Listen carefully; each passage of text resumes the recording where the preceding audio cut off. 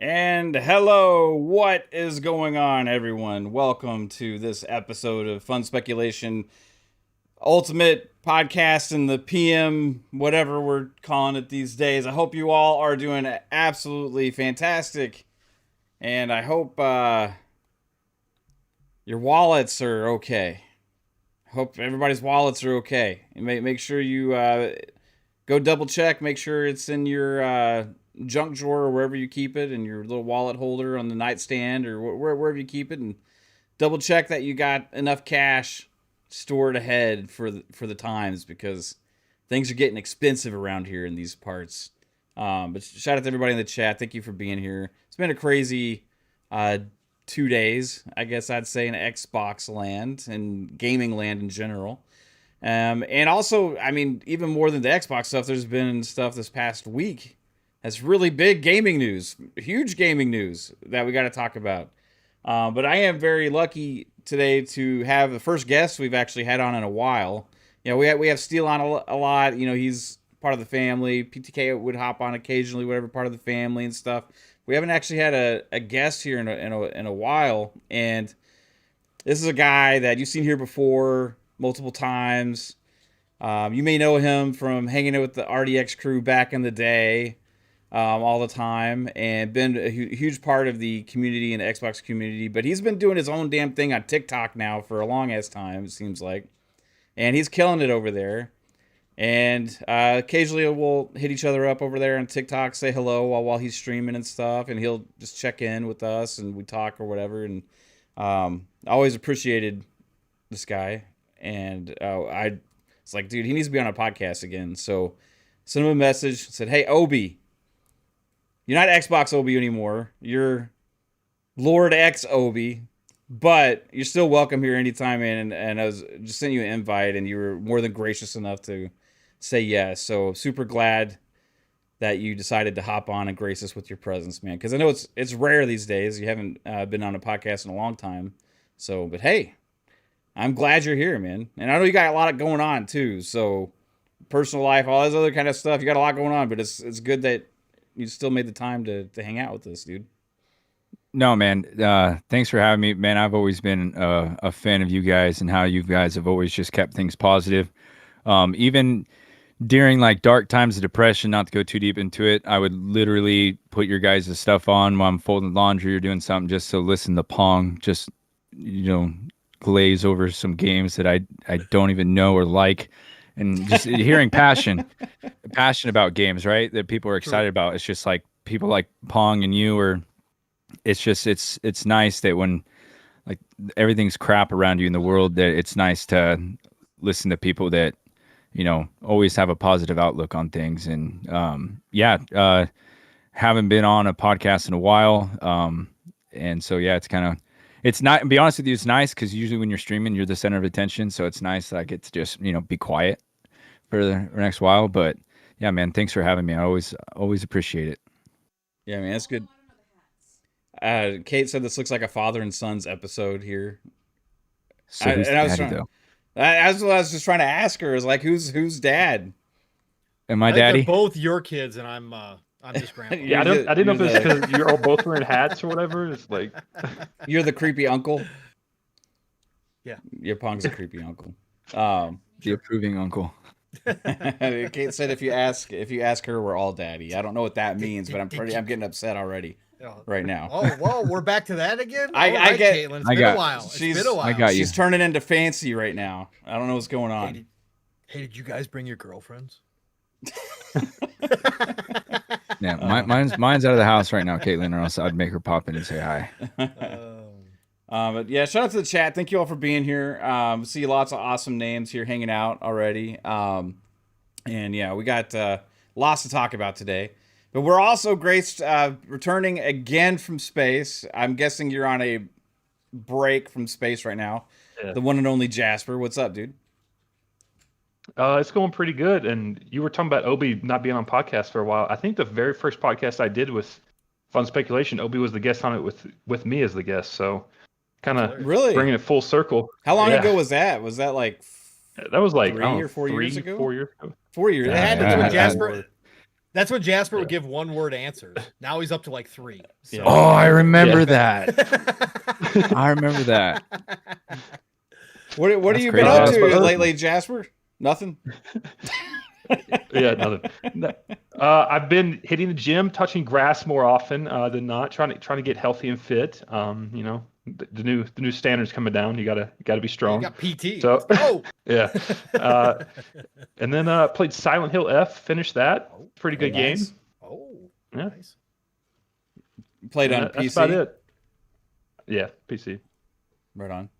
Is that even on Xbox? Is that okay? That Yeah, one came on out for consoles. everything. Yeah. Yes.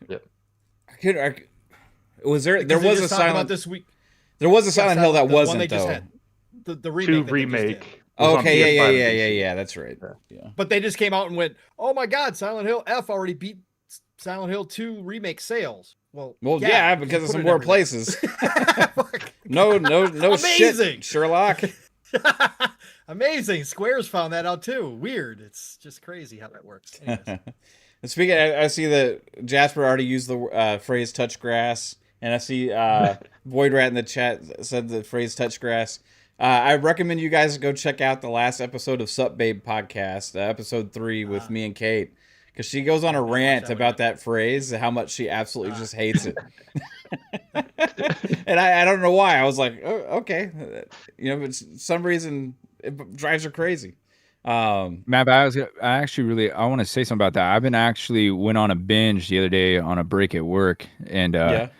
it was pouring down rain outside, and I was like, oh, they started a new podcast, and I went through and watched all your reels, whatnot. You guys are good and kill that. I like that type of format, man. Yeah, it's a new thing. Yeah, I really enjoy that. We're having fun with it. We still got to be a little bit consistent to get some stuff going on. I gotta still improve audio stuff more and things we're doing because kind of a different setup, but work in progress, and we're having fun with it, man. But yeah, more to come. If you guys like a lot of food conversation and just random bullshit stuff, go check that out. It's me and Kate doing stuff. But yeah, thanks, Obi. Appreciate it, man. Pong Soul. It's been a week. It's been an interesting week. How you been?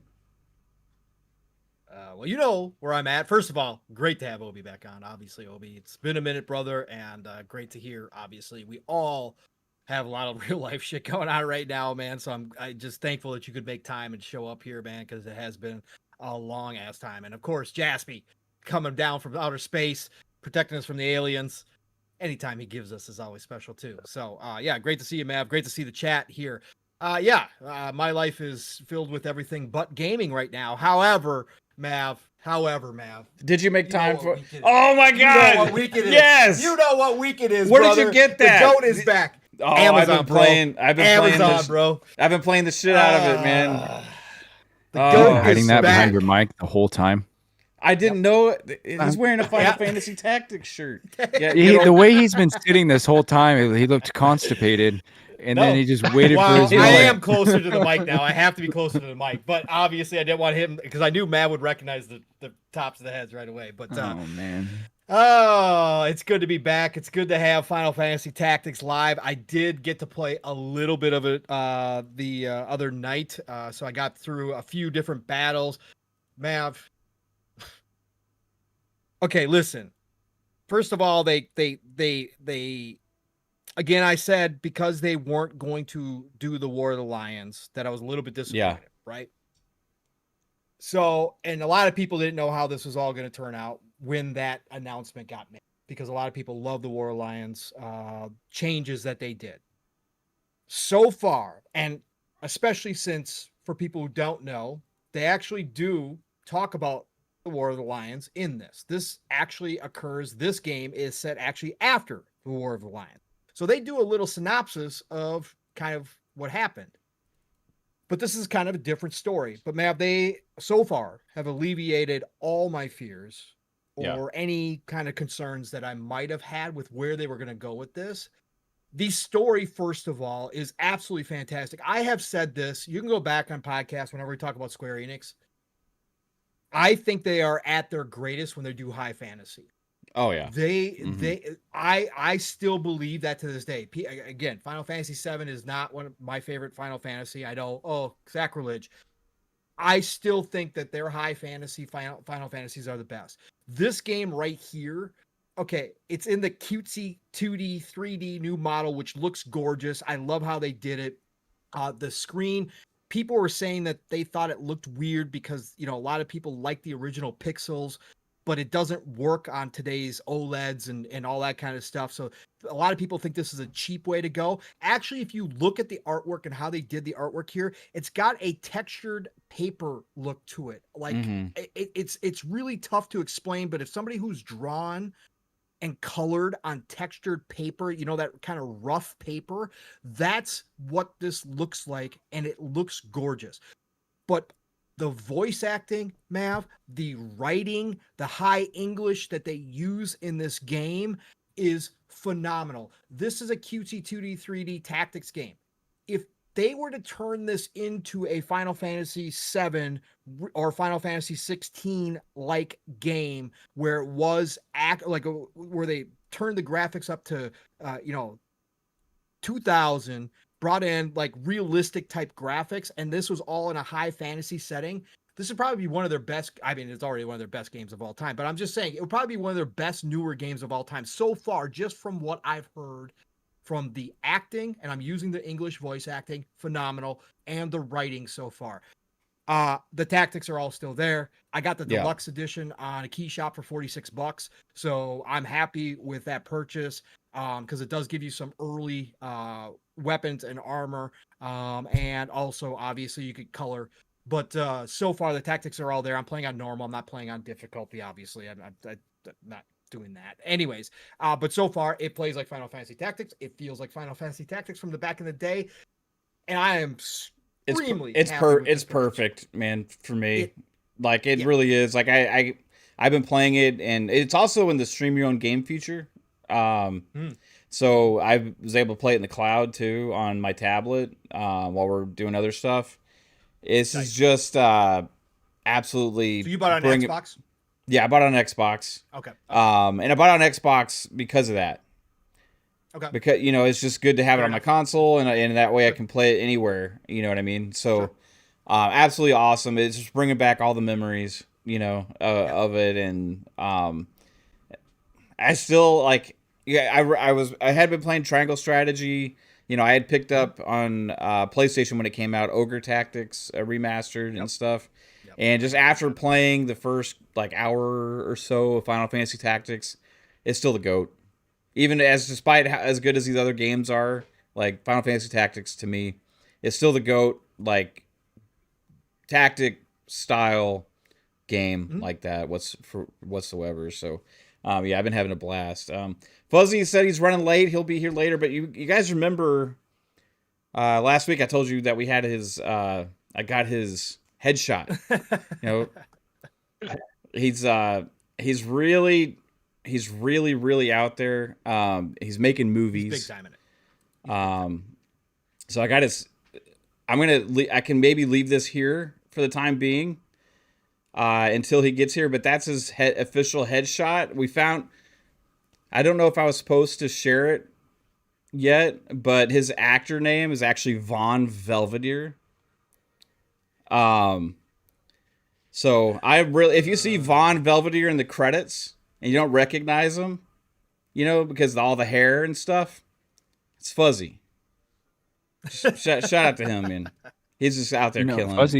Fuzzy was one of the very first people I ever got to do a podcast with back in 2017, 2016, maybe, on PTK Blams. Yeah, dude, PTK goes back how long has he doing? Doing podcasts? 9 years now, bro. Yeah. He goes back long time. He's the first person to ever give little Obi a shot back in the day. Yeah, but yeah, I follow him on TikTok now, and I like his format that he does. Yeah. Telling everybody good morning every day. Yeah, he's consistent with it too, man. Yeah, he is. He's doing great. Well, everybody, I mean, should we get into some other stuff first, or should we just might as well rip the rip the Band-Aid off. We get the bad stuff out of the way, bro. Remember PM and the PM? We get the bad stuff out of the way, and we get to the fun stuff after. I mean, is there going to be a rant with this? Because I think the chat is already asking for rants. Oh, okay. I mean, I don't think any of us are positive about it here. Like some people are. Positive. I don't know if I care enough to rant, but yeah. I mean, whatever. I mean, obviously we're gonna have something to say about it. Yeah. Well, in case you guys didn't know, Xbox just raised the price of Game Pass, and they raised the price, specifically Game Pass Ultimate. They changed the tiers, and they went all the way from $20 to $30 a month for Game Pass Ultimate. With that came some changes, and I was looking for the breakdown that I had here of the changes. Since this has happened, there has been a lot, it seems, of cancellations, so much so that the site is having trouble keeping up with the amount of people canceling. I think Dustin Legary shared earlier that it's like one of the top 25 search Google terms or something right now is cancel Game Pass and everything related to that. So I'm going to get into the specific changes later a little bit, but at first I want to get Obi's. I don't know how much you've seen going on social media with this, Obi, since this was announced. But do you think this was as bad as they expected? Or do you think it's worse than they expected? Is what I mean to say. I think it's worse. I think it's worse than they expected. But I bet if Phil was sitting at that table and his boss told him this is what we're gonna do, he probably went, "Fuck." And to be honest with you, man, like I've been on Twitter a lot because of this. What's going on? Just because it's making fun of a dumb situation, right? Yeah. And if you're just a gamer by yourself, right, and you're not paying for other people in your household, yeah, $10 or however much more, that's whatever. But when you have paying for multiple people in your house, and that adds up really quick. I would say for like my situation, my kids share their Game Pass, and I pay for the Fortnite crew for each of them. So now I just, I could take the Fortnite crew off for one of them and give them the standard Game Pass, and then I can go to just the PC stuff because I don't need to be paying for it. My wife doesn't play Xbox enough for me to pay for Ultimate, because that's the only reason I would pay for Ultimate is if she wanted to play. But it seems like the best choice for me is just the PC only Game Pass. But I mean, I just think that they really shot themselves in the foot with it, and I don't know. You can't announce that you have like record profits, and then the very next day be like, oh, we're going to up this by 50% after we just, announced a handheld that's about $200 overpriced all the way around. And you also upped your price of your consoles that are 5 years old now. And the Series S now is almost as expensive as the Series X was at launch. It's not really, they don't look like a company that's the entry point of gaming that they, shouted to the rooftops when they first came out with this generation. Yeah, it kind of like what me and Pong were talking about before we went live was kind of it seems like they're just kind of in this fuck it mode. Where it's like we're just, hey, Xbox was always, or at least in Phil Spencer's tenure up until recent years, right, was always this company. And actually, even back in the day when they first started and going into the 360 era, was this company that was very fan focused, right? Was very present with the fan base, was very like responsive to things, and always trying to do everything they could to try and get a foothold. And it seems like they stepped on a million rakes because they would make mistakes, or this would happen, or that would happen, or like a lot of bad luck or bad marketing or good marketing by PlayStation that put Xbox in a bad light, or just for whatever reason, there was always stuff happening, but they were still earning the goodwill of their dedicated fans because of everything they were doing that was so consumer focused, right? That was, hey, we're going to come out with a subscription service and we're giving you all of our games day and date, and this price is insane. Hey, we're doing this. Nobody else is doing this. Hey, we're doing this. We have a lesser expensive entry option into the console space this generation. We're getting studios to rebuild our pipeline of games. It just, everything they were doing seemed like it was all the right thing to do, right?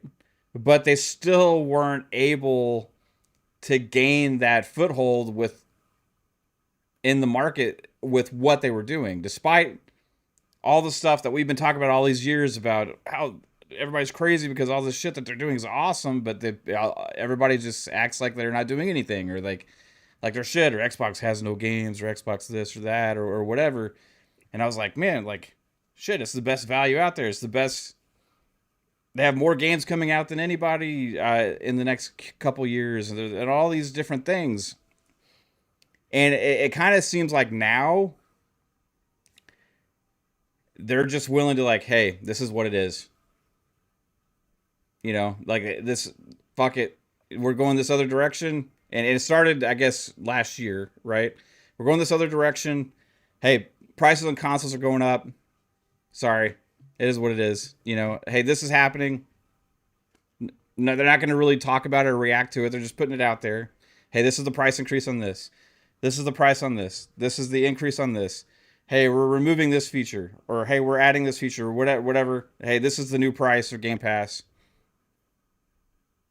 And it's like, you're not seeing that same back and forth or response that we're used to seeing with if anything gets put negatively out there. Or, I mean, I don't think a couple years ago they would have ever dared to do something like they just did. You know what I mean? Like, even if they had dared to do that, like the Xbox Live price hike. Like, remember Xbox Live Gold?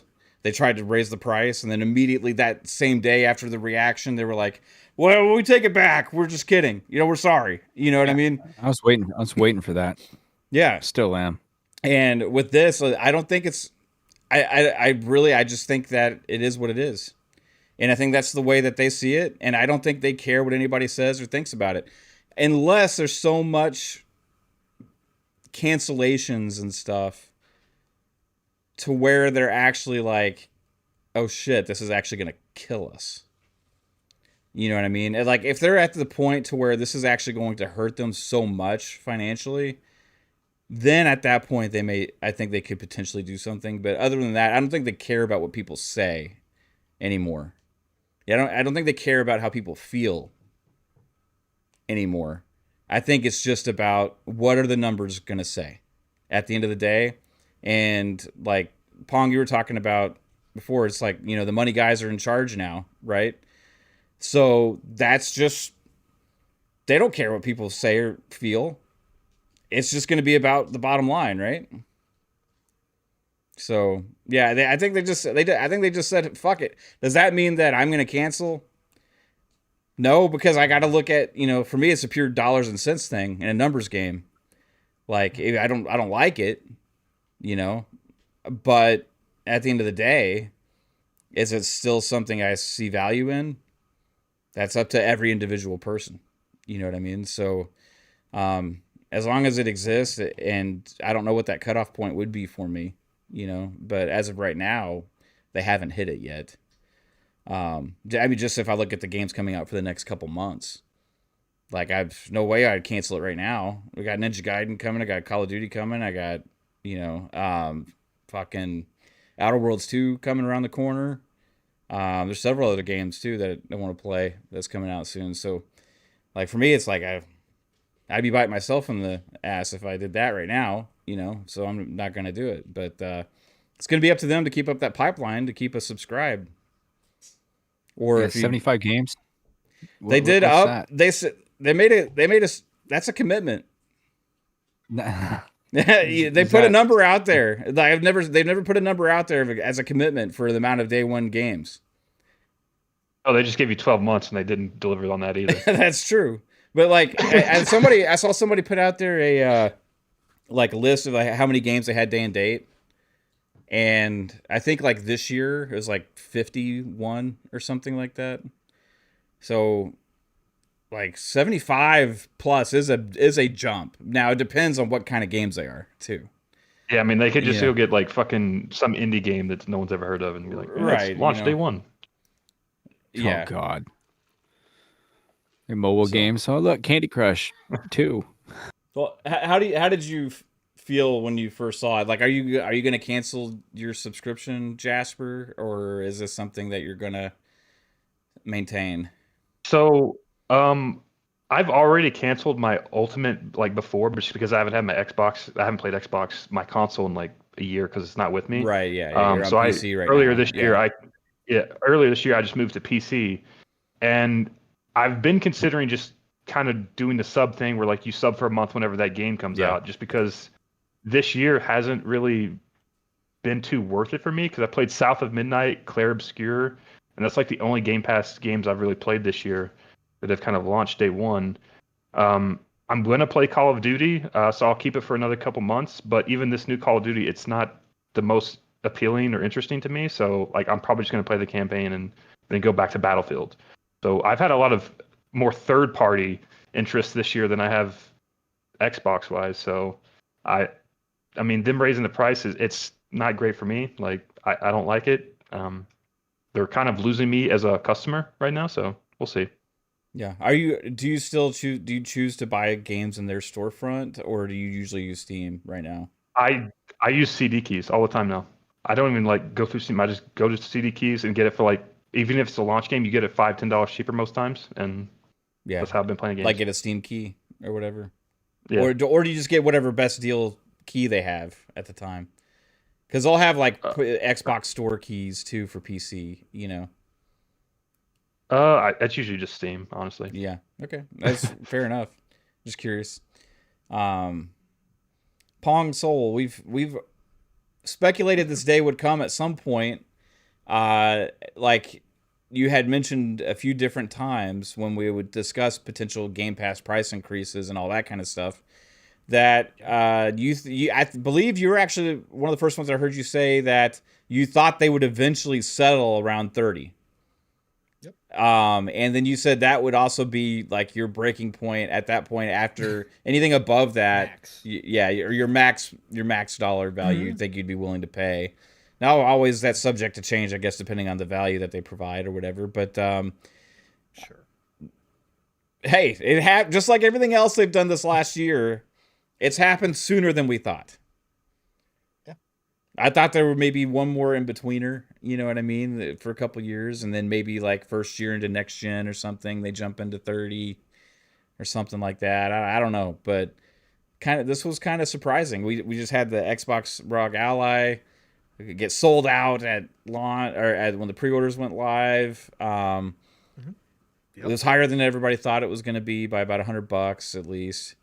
Then you have, them announcing, being excited about that. They have record profits that they're sharing with everybody again, excited about the brand and everything. And then wham, here we go. Here's your new tiers. What'd you think? It's a continuation of the conversation we had last week regarding the handheld. Yeah. It's a continuation of conversations that really, as you stated, we started having over a year and a half ago in regards to where they were going with all this. And I've been first of all, let's make this clear because I think this is important. I am on the month to month. Okay. I used to carry a year to year and a half's worth. I don't anymore for a variety of reasons. I think I expired and went to month in May or June, right? So I am on month to month. So I am paying the full price for this, right? So yeah, same for you, Jasper. So So let's start there. Second of all, what you already said was true as well, Mav. I did say 30 was my break point, right? 30's the mark where I said, for me, with how much I graze games, not just first party titles, but also the third party titles. And again, for me, grazing is worth it. To some people, it's not going to be, right? And we've seen quite a big response here. To some people, that grazing, you don't have enough time to play that many games. Even if they graze, they might say this might be their breaking point, and I understand that. This is $360 a year, folks. Okay, this is no joke. Okay, yes, you can go, still get stuff at GameStop for $20. I know all of this, but we got to take this face value. They want everybody paying $30 a month. So for me, I'm still in, right? This is the point though. Anything above this, and I will start questioning it. What they added to this level isn't a whole lot of value. Like I don't, okay, well, there's a whole lot here. Okay, so let's just start with the basics. First of all, not shocked, but still felt the gut punch, right? Not shocked because we had talked about this. Yes, Mav, you are correct. When we talked about it, we said eventually they'll probably get there. In fact, we actually probably are one of the shows that called that they were going to change the tiers. I remember specifically saying that I believe they would drop day one from the tiers, except for the highest end. This is we said last time when they changed it that they didn't really make a lot of sense, so we thought it was like a stopgap in between, like in between change to settle people in a little bit. Until they figured everything out how they were going to do this, right? Again, I would have, if you had made me bet, I would have said this. The ultimate tier would have been $5 increment, right? I would have bet that this time around, not $10. But anyway, they've done what they've done. What they've added, I mean, first of all, let me go a small rant. Again, Jez wrote an article today. Shout out to Jez. I actually did see his article when I popped online today. Finally, somebody is speaking up. I said all along they were holding back the rest of the Activision Blizzard catalog to add value to when this was going to happen. You guys can go back and hear those conversations. I was wrong about that. They didn't even add all the back catalog of Activision Blizzard. That is bullshit. Okay, this is now to the level of, and I don't care what you want to say. I don't care the reasons behind, everybody's going to go play the old Call of Duties and they just can't monetize it. I don't care. It was a promise that they made, okay? It was a promise that they made. Now they've got us paying $10 more a month than we just were for bullshit, okay? You could have at least thrown the Activision Blizzard catalog, or at least given me the roadmap over the next couple of months of how you're going to drop those games in as part of this. No, you give me Fortnite Crew or whatever the F it's freaking called, which I don't use because I don't care about freaking Fortnite. Okay? And the vast majority of us enthusiast gamers don't care about Fortnite like that. I saw many, many people posting saying, hey, I play Fortnite, but I still don't even have the crew. Like, that's just not a thing for me. Like, I don't care. The funny thing with that is, like, technically, for my daughter, right? Right. You said that right away. That's cool. It does make, like, I was actually okay for her subscription because I pay for Game Pass for her and also Fortnite Crew. Technically, with her, I'm actually saving money now. Right. So that was pretty crazy. But for me, not. So it's like, I guess it's a wash in that regard, but still. But even on top of that, even on top of that, you are selling a subscription service. Why are you promoting a black hole freaking game? Why are you doing this? What is the people play Fortnite and that's where they spend all their money. That money goes to Epic. Okay, it's not. They did the same thing with ecosystem. Riot Games thing also. Riot Games, and it didn't do shit. Right? We all thought it had potential, but overall, it didn't do shit because everybody who's already playing those games are playing those games. Right? Yeah. Again, why not add value to your enthusiast customers, your grazers like me who have been in here, right? The people who are actually going to stick around for $30 a month because we find value, right? Why not actually add value to that? Again, been plenty of ideas thrown out. Old Ubisoft games. I own 80% of them. Yeah, I because you can buy them download? for $3 in Right, like a you year. can buy it for 3. Did I download Skull and Bones last night to try it because Skull and Bones was part of that? I sure did. Let me tell you, you want to talk about a pile of shit? Oh my god. Oh my god. I can't believe they took 10 years and put that shit out. Like, okay, the ship battles are okay, but oh my, anyways, we're not gonna get into that. But I did try the that. ones Was that Spawn's they being negative? Was he being negative about a game right there? Is that? Oh Never yeah, heard Spawn absolutely. being Oh, a Skull and Steven. Bones. Oh Yeah. crap! Oh, I bet That's crazy because that was supposed to be the Sea of Thieves killer. You know? Yeah, no. We've talked about this It's for the years, Ubisoft and they fucked killer. that up. So, anyways, so yes, did I download?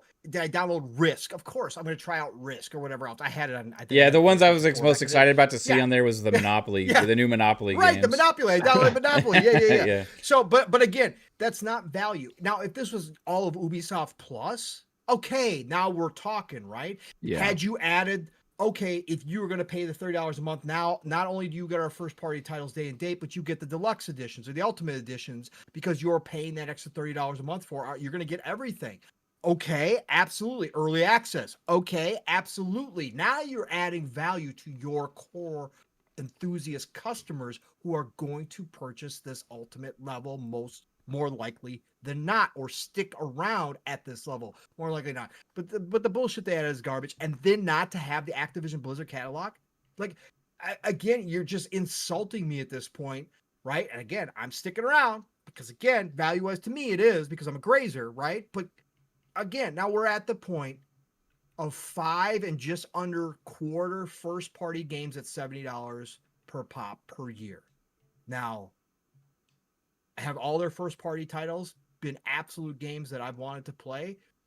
For the most part, yeah, at least try, right? Have they all turned out to be the greatest game? No, they haven't, but that's okay. They do have the lineup right now that says, okay, at least I'm getting all the first party titles. So I guess that's paying for my main subscription. Mm-hmm. And then whatever third party titles I get is bonus, right? But this went from being the hands down greatest deal in gaming that we praised here year after year after year to just a okay to good value right now for me, right? That's how quick this changed with a $10 per month increase, $120 a year. Like that, okay, now we're in the okay to good. Microsoft was like, well, games are going to be $70 and $80 now, so actually you're getting more value. Right, but that's not how any of this is supposed to work. And again, I'm not going to ever, and again, you all know, like, again, I'm not going to, this billion, if you want to go ahead and run cover for Xbox and Microsoft, please, by all means do it. You have every right to do it. But billion and trillion dollar companies don't need cover. Okay. They just don't. I don't care how much you love Xbox as a brand. I really don't care. Like, you don't need to run cover for this shit. This is 100%. When people complained that we were talking about how the money men had taken control and that they were making the decisions now, and that had been a change ever since this kind of evolution, if that's what you're calling it, for Xbox started.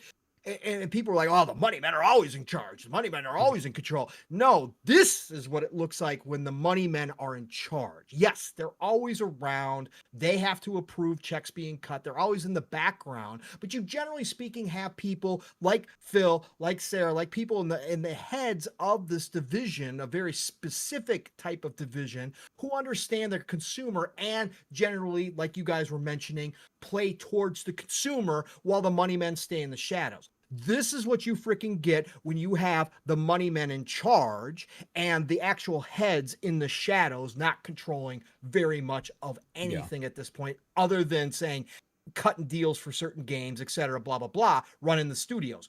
This is what you get. Like you said, Matt, they don't effing care. Like I've been saying, like we've been saying on our shows now ever since this started, corporate don't give a fuck about anybody out here. Nobody. Okay. It is about the bottom dollar. And what I've been saying now, ever since it started, why I said the consoles from here out were going to be expensive.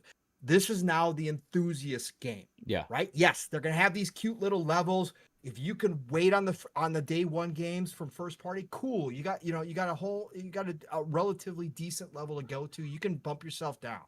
But if you want to play in the Xbox ecosystem from here on out, whether it's buying hardware, first party or third party, or whether it's getting day one games in Game Pass, right? And getting the best of the best, you are going to pay for it. Period, point blank. They are not going to do anything to cover the costs anymore. They aren't. They're just not. And it doesn't matter that Sarah Bond was out here talking about $5 billion in revenue, that the Game Pass is... I can't believe this argument's still going on. Who cares anymore? You guys are still arguing over whether or not Game Pass is freaking actually making money anymore. Who cares anymore? Right? It doesn't even freaking matter. Xbox is no longer in competition with anybody. This is why I still say the old me says it was a I don't like it that they went away from the competition. I understand it from a business standpoint, but this is kind of what happens. They are in their own world now, much like Nintendo. They don't care what PlayStation does. They don't care what Nintendo does. They are developing their own ecosystem on their own, and they have zero competition out here in the subscription service space. So what are they going to do? They're going to bleed their customers dry because it's about the bottom line.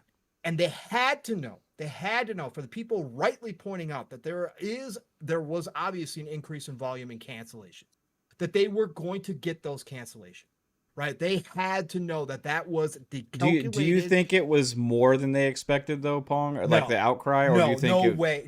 No way. They knew for a fact, man. The way that they tried to sell this bullshit, they knew they were pissing on you and trying to tell you that it was rain. Those cute little commercial things that they came out with, those high quality production things, right? That they came out with trying to say, hey, we've heard you. We're making at Game Pass even better. Who the fuck are you trying to sell that shit to? Nobody believes that you're trying to make it better for people. You're trying to increase your bottom line by increasing the dollar amount that everybody pays up front. And yes, of course, you want people to stay in Ultimate, but the conversation, they're not dumb. They knew that there would be massive cancellation. They knew there was going to be backlash on a $10 increase. Look at what Netflix goes through every time they increase it by $2. They get a massive backlash. Do you think most of the cancellations are people downgrading to Essential? I think a lot of that is. Because when you say cancel, like there's like if you want to play Battlefield and you have an Xbox, you're going to have to fucking pay for Essential. Right, correct. Because it's required for online, which is ridiculous. Yes, but that all the people saying they canceled. Like, you're still giving them $10 a month if you're still playing on an Xbox console, right? So that's still a thing. The price difference between Essential and Ultimate is $20. Yep.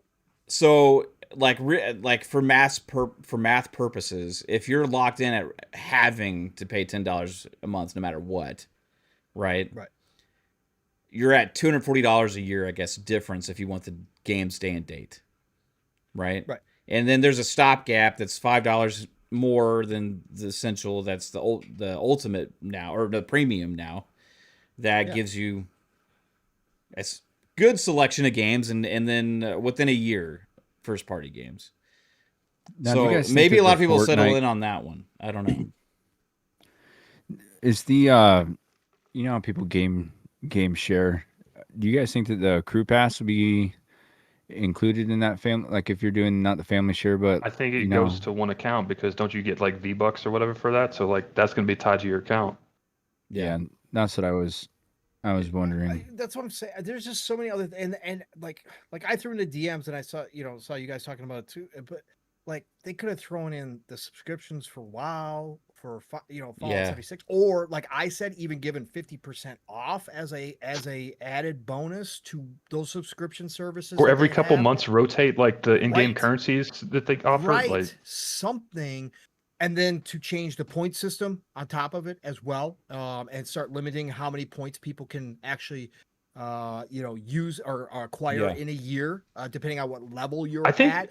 I think that was like the biggest thing, is that 5-minute video where that woman was talking, like explaining the new tiers or whatever. Right. You could just tell that they're taking away value and fucking you while she's trying to explain it. And they're like, I don't believe anything you say. What I thought she was trying to sell it hard, man. She was selling it. What I thought would be a good one. Game Pass Dad said this in the chat, because we talked about this before. Because it was originally kind of a part of Game Pass, or it was at least for a game, or I remember at least one. A couple games, I think. But the Ultimate Editions, or like the premium edition of the games. That's what I said. Like have those and get the early access, that kind of stuff. That would add more value. Also, like Ubisoft Plus and the EA, I'm not sure about the EA top tier, but I know the Ubisoft Plus. They give you the best version of the game and all the content, and everything. EA Plus as well. They do. Yeah. Okay. What's the newest game for the Ubisoft Classics that's in there? Skull and Bones is the new one. Yeah, it came out probably a year and a half ago, something like that. You got all the old Assassin's Creeds in there, so I mean those are all. None of the new ones are in there. So that new Star Wars game no. in there? Not yet. Avatar's not in there. The Star Wars is not. Avatar's not in there either. Yeah, we're still no. That's what I'm saying. It's really like all the old shit, right? Like it really like. I don't know, man. Like I said, it wasn't shocking to me, but it was a gut punch. I thought they would add more if they were going to do it this way, even $5 more a month. I thought they would add more. I thought that the Activision Blizzard back catalog not being there is absolute. Again, that's a promise they have now broken. And I don't care the reasons behind. I really don't. That's your problem. That's been a promise from the beginning that you were going to, whoever you purchased, those games would be in Game Pass. Right, in the back catalog, and Phil said, well, this one's going to take some time because we couldn't start work on it. Okay, that's fine. We all gave you your time, but you're now purposely withholding those games. Yeah. And that is a part of the promise that you made to us. And I can't, I have a real hard time with that one. That one is pissing me off a little bit. But again, this was not unexpected. I knew they were going to do something with tiers. I knew they were going to increase price. Again, for me, I'm still in it at this point. It is a little tough for me because I don't have the time to play right now, right? Like I did. So I am looking at it going, but then I'm seeing obviously Ninja Gaiden 4, right? Outer Worlds 2.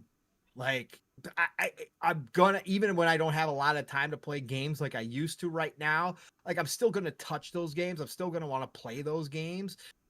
Could I live without them and take the hit? Sure. But I still say to myself, yeah, but me as the grazer, it's still worth the $30 a month, right? It's still worth it. I've gotten a ton of gameplay out of, Galactic Rock, Survivor that just dropped, right? Yeah. Intergalactic, whatever it's called. Deep Rock Galactic.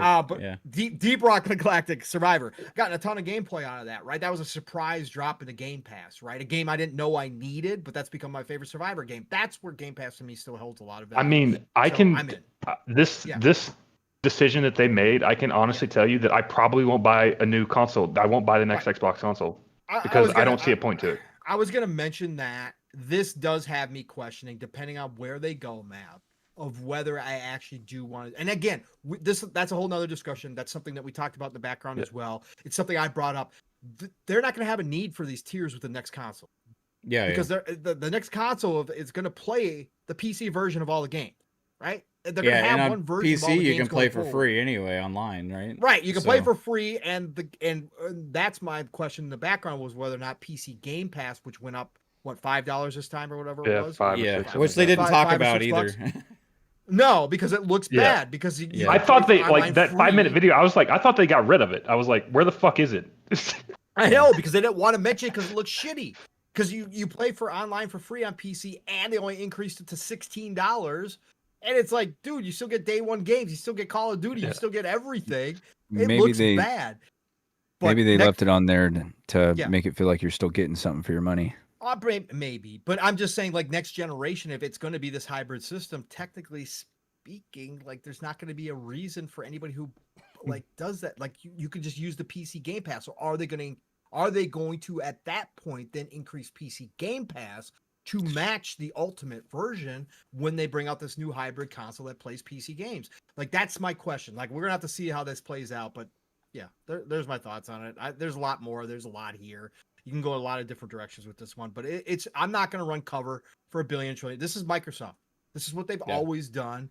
The Defense Force has been out a little high. I'm kind of like in the middle. You know what I mean? It's like it sucks. I'm not gonna be for it, but I'm also not gonna like cancel something that I want to use. No, you know what I mean? I would tell you guys if I was like done and over with. Like, again, if it goes to 35 next time, like, I will seriously be back here. Like, unless they add a ton of shit, I'm gonna be like, yo, okay, now. But it's only $5 more, Pong. Yeah, fuck that. No, And then the next that's increase, not it's how only like- $5 more. You know, That's not how any of this works for Yeah. adults. Okay, I'm sorry. Budget conscious Well, adults is not how it I- works. For some people, it does, right? I Some would say people, it's for- just like whatever.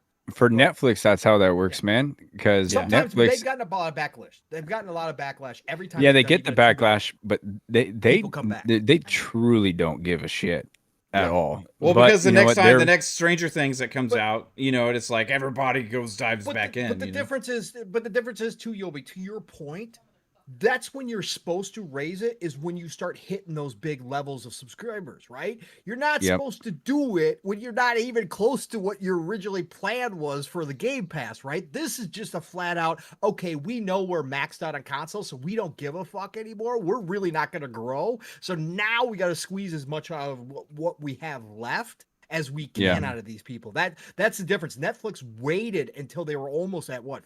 I think their first price increase came when they were close to 100 million, wasn't it? Or like 80 million or something like that. It was some ridiculous number before they ever raised their prices. And that was the difference, right? But anyways, it is what it is. Yeah. yeah, I mean, Netflix. Yeah, go ahead. At least for like my friend group and stuff, like, oh, okay. No, you go. No, ahead, go ahead, Sorry. Jim. Finish your thought. Okay. Finish your thought. Okay. No, you go ahead, Matt. I was gonna say, like, at least for my friend group, like, I think they've just been so far pushed out of the Xbox ecosystem that, like, we're just on Discord now. We're on Steam now. We're not even like in the actual Xbox ecosystem anymore. So it's like, it's so hard for me because, like, I grew up in, like, my blood was green. I was an Xbox fanboy, like, big time. Like, I bought every single one, multiple consoles, and now I'm just like, I don't fucking care anymore. Because it's not the same Xbox anymore. Like Yeah. they're not competing, right? It's not like it's still cool, but it's just they're not competing. It's just different now. Like they're just The third-party crazy publisher, man. the crazy thing is, like, as much as I've always loved Xbox, like the things that they're doing have actually changed my gaming habits so much, right? That I've actually kind of migrated to become a different kind of gamer along with as the ecosystem has changed, right? And it's less about like I made a tweet the other day, just said Xbox as a service. That's what it feels like now. Xbox is not a platform anymore. Xbox is a service, right? Like, and that's really what it seems like. I am subscribed to the Xbox service of playing my games wherever I'm at. And that's what Microsoft is as a company. Right. That's basically what it is now. That's what Xbox is now. It's not a console anymore. It's not this or that. It's a service. It's not even Turning Xbox into the office of gaming or whatever. It's like you have the 365 apps, but it's just of gaming. Correct. yeah. Correct. Yeah, it's hey, Game Pass Dad, Game Pass Dad, Game Pass Dad. I saw him put in the chat that if we say his name 3 times, he'll appear like Beetlejuice. So we'll see if it works. I think he's gonna have to call him like subscription service dad or something now. Yes. Yeah. I would say that I started to fall away from the Xbox consoles itself back when that huge debate we'd always have about Starfield, whether or not it was going to be 60 FPS or not. And I got to the point where I was like a little bit fed up that what we were promised with those consoles versus what we were getting. And I stopped using my console and started playing with the PC that only had a 3080 in it. And I was playing at 4K 60 on that, and I was like, I never went back. Never played a game again on the console after that. And then I sold my PS5 and my Xbox and my 3080 on the exact same day, all 3 of them. Bought myself a 480 Super, and I've never looked back, never missed it.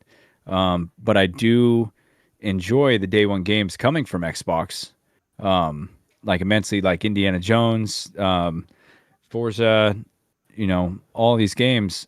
And I look forward to playing my PC knowing what kind of performance I'm actually going to get, which is nice. But this Game Pass thing, like I said, I Game Pass Ultimate, I pay for my kids to have and my wife to have. So now I got to think about that. I'm going to have to do some rearranging where one kid gets the crew pass through the Ultimate, one kid just gets the crew pass, and then I'm probably just I'm either going to cut it or I don't know. I still like to use the cloud, and I just looked and it's not included in PC Game Pass, which is kind of sucks, but maybe NVIDIA's is cheaper. Who knows? Yeah, so I was confused on this because okay, so like the essential, right? Or also premium Premium. is says now playable on PC, console, and cloud as well. Yep. So I don't 100% like know how that compares to PC Game Pass. You know what I mean? Because PC Game Pass is its own separate service where you get the game, you can still get the games day and date, right? But these other ones you can subscribe to on PC. It seems like as well now, Obi, but you just don't get the games day and date unless you go Ultimate, right? But those are Yeah, those and you other don't get ones. none of the But the Essential and Premium you get to play on the cloud and on PC. It says and you don't so. get you get if you look I at the don't. fine print, you only get 200 games out of the library with the PC Game Pass one, Right. and you do not get cloud at all, and you don't get the Ubisoft or you get EA Play, but you don't get Ubisoft Plus Classics. You don't get the Right. Crew Pass, and Yeah. you don't get Don't cloud care gaming. about those. So And the lower levels are the lower performing cloud as well. So that Ultimate gets here the premium cloud. I'm gonna put the tiers up on the screen real quick. There is Von Belvedere here. What's up, Fuzzy? How's it going, man? Not too bad. Sorry about being late. Had to do some things in the background. No, you're Yeah, good, whatever. man. I know you just Whatever, get. Hollywood. Was it a good photo shoot today? New headshots and stuff. You get a chance to Some get a new remote starring roles for the role. wife. Yeah, right on. Well, thanks for being here, Fuzz. Appreciate you, man. But here's the tiers. Essential says now playable on PC, console, and cloud. So all three tiers are going to incorporate the Xbox Anywhere ecosystem now, right? So all three tiers are now, hey, all the Game Pass games you can play on PC, console, and cloud. 50 games for Essential, which is essentially what used to be Xbox Live Gold, right? I would say, arguably, for me, like, I think Essential is still a better deal than Xbox Live Gold used to be, except for the fact that you used to be able to bundle it for the 12 months for $60, right? So I think Essential, if you were paying $9.99 a month for it before, Essential now is better than it used to be still, right? Because I would rather have this package of the 50 plus games with some games falling in there occasionally and rotating, with the PC, console, and cloud access to all those, then pay for just Xbox Live Gold and get those two free shitty games a month, because they got really bad at some point. Like, they were just giving away the worst things possible. Premium is essentially the same price that Game Pass Ultimate used to be, $14.99. I remember paying that for Ultimate for a long time and was super happy with that. But yeah, Game Pass Ultimate, $14.99, or Premium, $14.99 a month. PC, console, and cloud also. This one has the 200 plus games. It also has the Xbox published games within a year.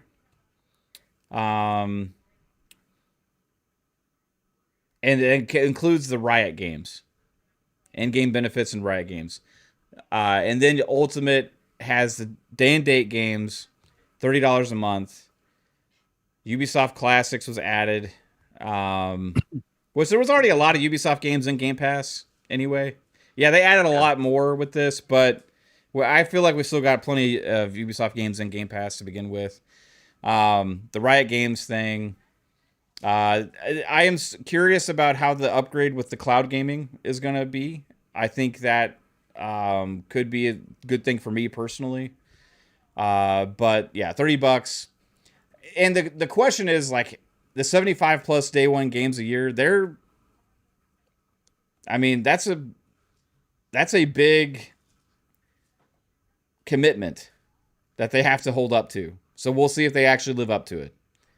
Because they haven't been. Have they ever lived up to a commitment? I don't know, man. Not really. Like, we'll have to wait and see. But But yeah, 75 plus games a day and date a year. They haven't hit that before, so it is an increase. So we'll have to see how that goes. I don't know how that's going to go. Ultimately, there's still enough value for me to stay, but it's definitely going to be one that if several games come out over a several month period that I'm not that interested in, I might end up being like, well, I'm gonna unsub for a while until the ones I am interested in come out. You know, instead of just being a de facto have to Nathan have. brought up another point that Call of Duty is only going to be in the Ultimate tier.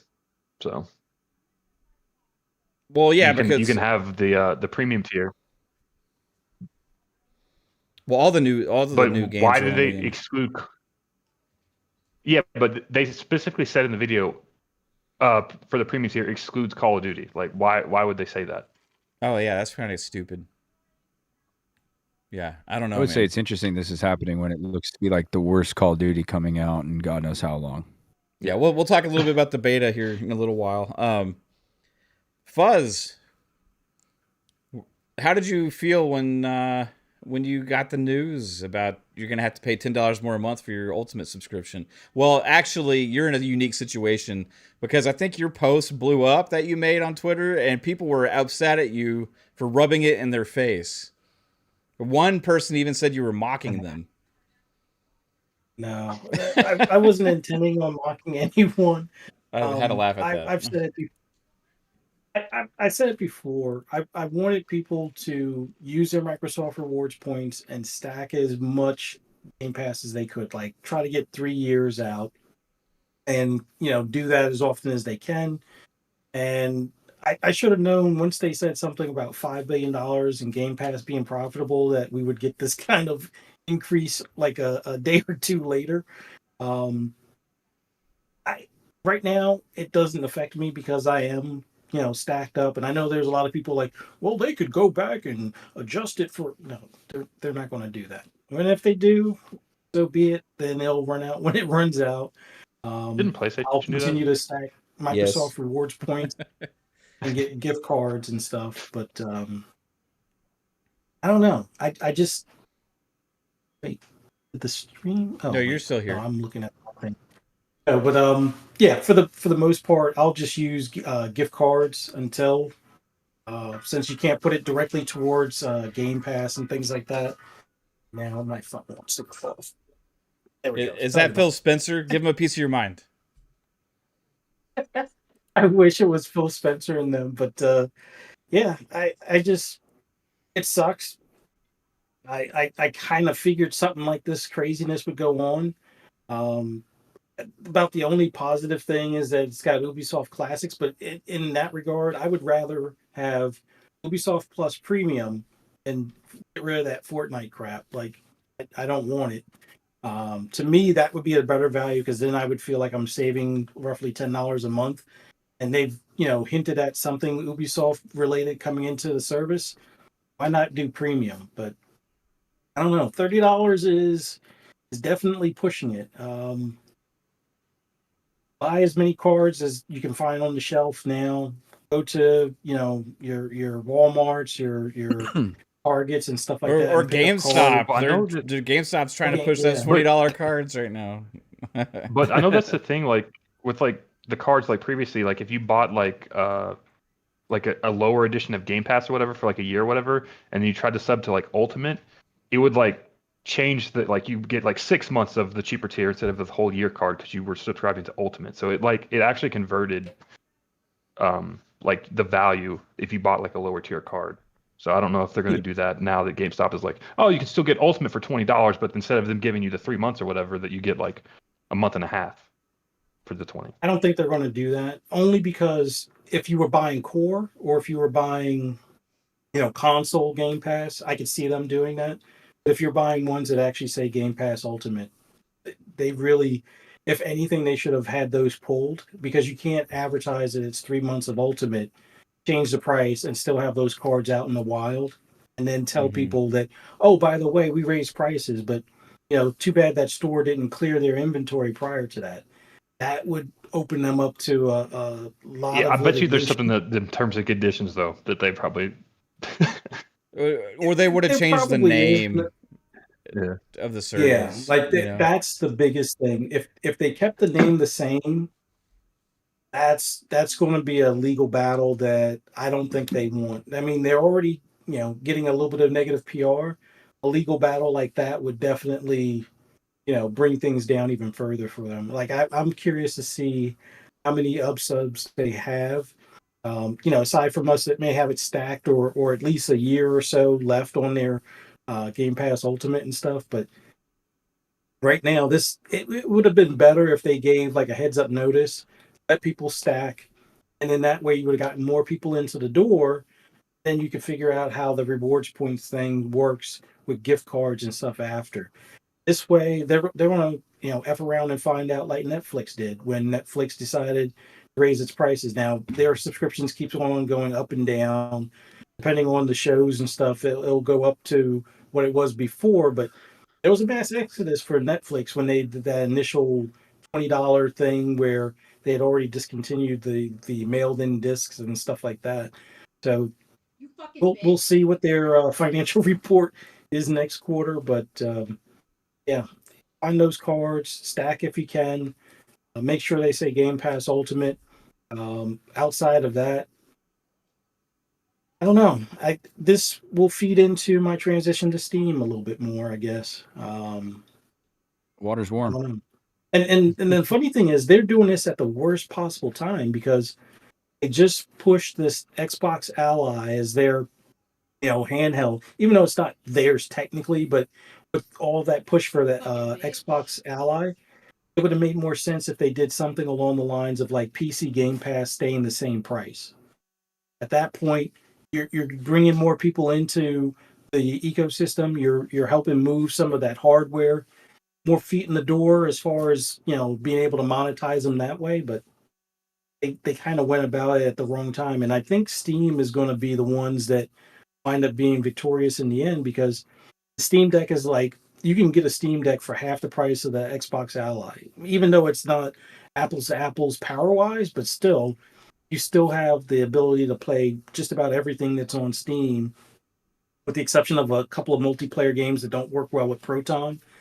Outside of that, you can actually own the games on sale more frequently and for deeper discounts than what you see on the Xbox store. So may have opened people's eyes to PC handhelds and then shot themselves in the foot while raising these prices to a ridiculous amount. And Steam, they do the thing where it's deck verified or whatever, so you kind of know it's going to work. If it says deck verified, it's going to work on the Steam Deck. So it's a convenience factor if people really are into handhelds and they want that.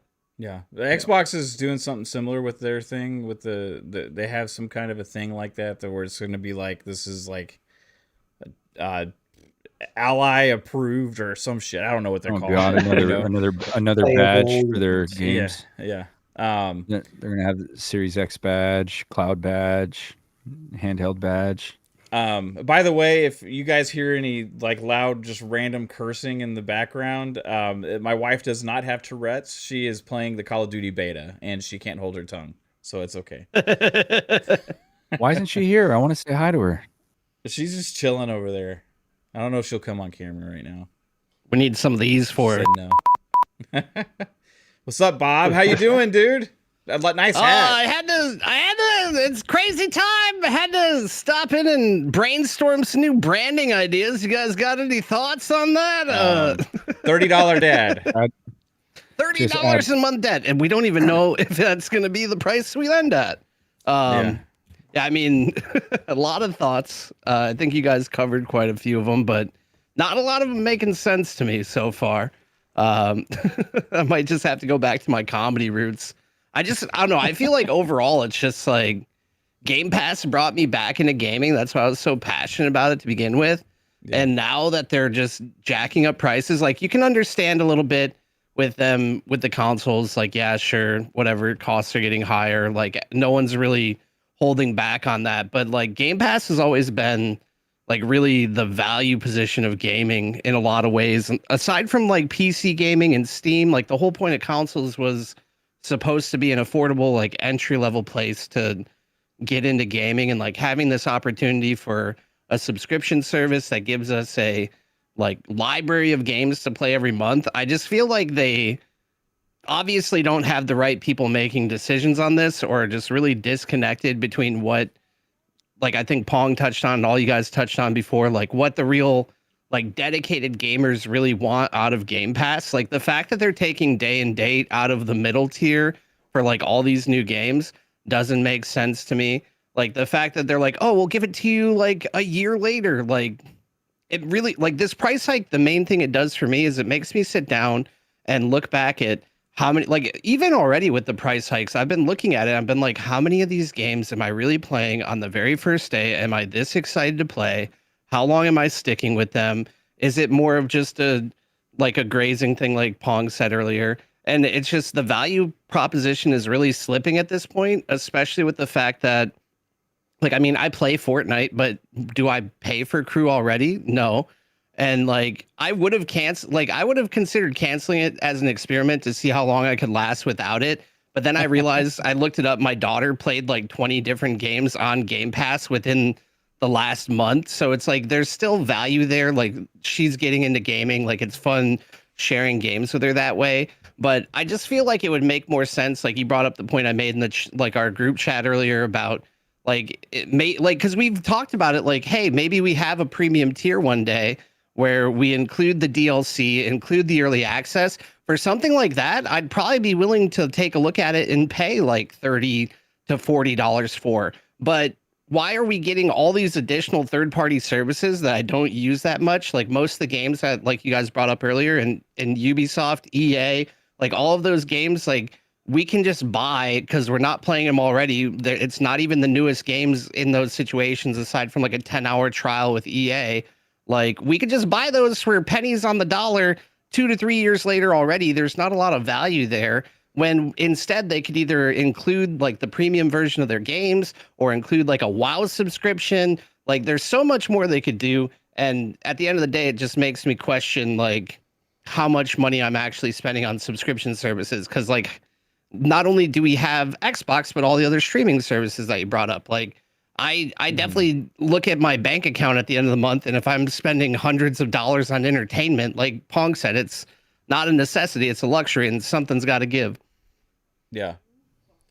Well, I mean, well said, man. The thing is too, it's going to be up to each and every individual. I've seen a lot of people wanting to cancel, you know what I mean? And I think like, hey, rightfully so, if you feel like it's not worth it for you anymore, then the Xbox did that, you know?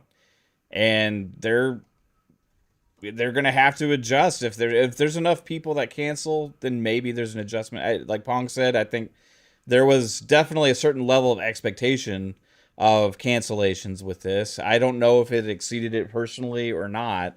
Like, I don't know if they expected as much backlash as they got. I know they obviously expected huge backlash, but I don't know if it has exceeded that. And we'll have to see it's all going to come down to dollars and cents. You know what I mean? And I wonder how much of it they're going to feel like right away, because there's a lot of people that also do have it stacked for like 27 to 28, like right.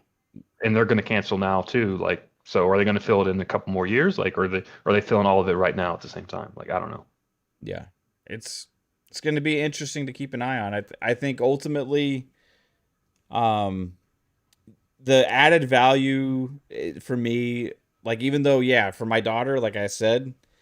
That one, it makes sense for me. Like, I was just lucky, on that end. But, like, for me, it doesn't do anything for me. You know what I mean? So It's like, I don't know, like, if the whole... Because I saw, Oh No, It's Alex make a tweet about this. Like, it's weird to be, like, approaching the whole, like, Fortnite kind of audience with something like Game Pass. You know what I mean? Because it's, like... That's just all those people play. And I can see their thinking, well, we're going to go after the Fortnite audience. We're going to go after the people that play all the Riot games too. And we're going to make them see value and get Game Pass in front of their eyes and make them see the value. But like, they don't give a shit about all those other games. That's all they play. Yeah, they just want to play Fortnite and Roblox and shit like that, And it's cheaper for them to just have their one service than to have Game Pass. Right. The Fortnite crew's only like $10, whatever. Did they even make it so you could play Fortnite without like an Xbox subscription ever, or was that just like in talks? Yeah, like the free to play, every free to play game. Yeah. So they it's like, they did it. Yeah, they're not even. Thing. Yeah, they're not even like really providing extra value to the like Fortnite gamers in that case anyway. Like it doesn't really make a lot of sense. Yeah, it is a weird value proposition. Like now, if it makes sense for Epic, like Epic's probably getting some money for this from Xbox and stuff, and they're like, hell yeah, like maybe more Game Pass subscribers will play Fortnite that haven't played it before because it's included in their subscription, you know. But like as far as the Xbox side, I don't really see the point there. I feel like Microsoft does get 30% of V-Bucks sales on the platform. Right, but they're giving it. Yeah, I was going to say like maybe Xbox should have negotiated with Epic to be like, don't charge us an Unreal license engine fee, and we'll put Fortnite Crew in the Game Pass, like, because they have to be spending a shitload of money because every game is going to Unreal now. Like, I don't know. Yeah, I don't. Fortnite made a post about it, or Epic did, or somebody, and they said there's a lot more partnerships they have coming up with announcements and stuff. So like maybe they're going to be doing things with PlayStation Plus and other things like that too. Who knows? So we'll have to kind of wait and see on that. Like I think a lot of people are going to end up settling on the middle tier and just be like okay with that day and date. Because like if you compare that to like PlayStations and stuff and some of the other offerings, it's still pretty good, you know, but I don't know, man. It was definitely a very big announcement that they made. So, Xbox is definitely different, man. Rapid change from Xbox in 2023 at this time of the year to Xbox in 2025 this time of the year is a completely different fucking company, man. Can we just say the industry is a completely fucking different industry? Yeah, I mean that too. Yeah, this generation, this generation changed everything. Again, we talked about this generation setting up what the future of video games was going to look like, but I don't think any of us expected this many changes. Consoles this going fast up in price, consoles becoming more expensive than they were when they launched, almost $200. Yeah. Like handhelds coming out now at $1,000 for handheld PC. I mean, like we are in a whole different realm. Like the people that used to say this game, a gaming hobby is a expensive hobby. Well, that's true now. Like that they are getting to that point. Unless you play one of the 1,000 different free to play games, which a lot of people do now, that are black hole games that you don't have to pay shit for. That's why kids are on mobile. That's why the kids do the Fortnite.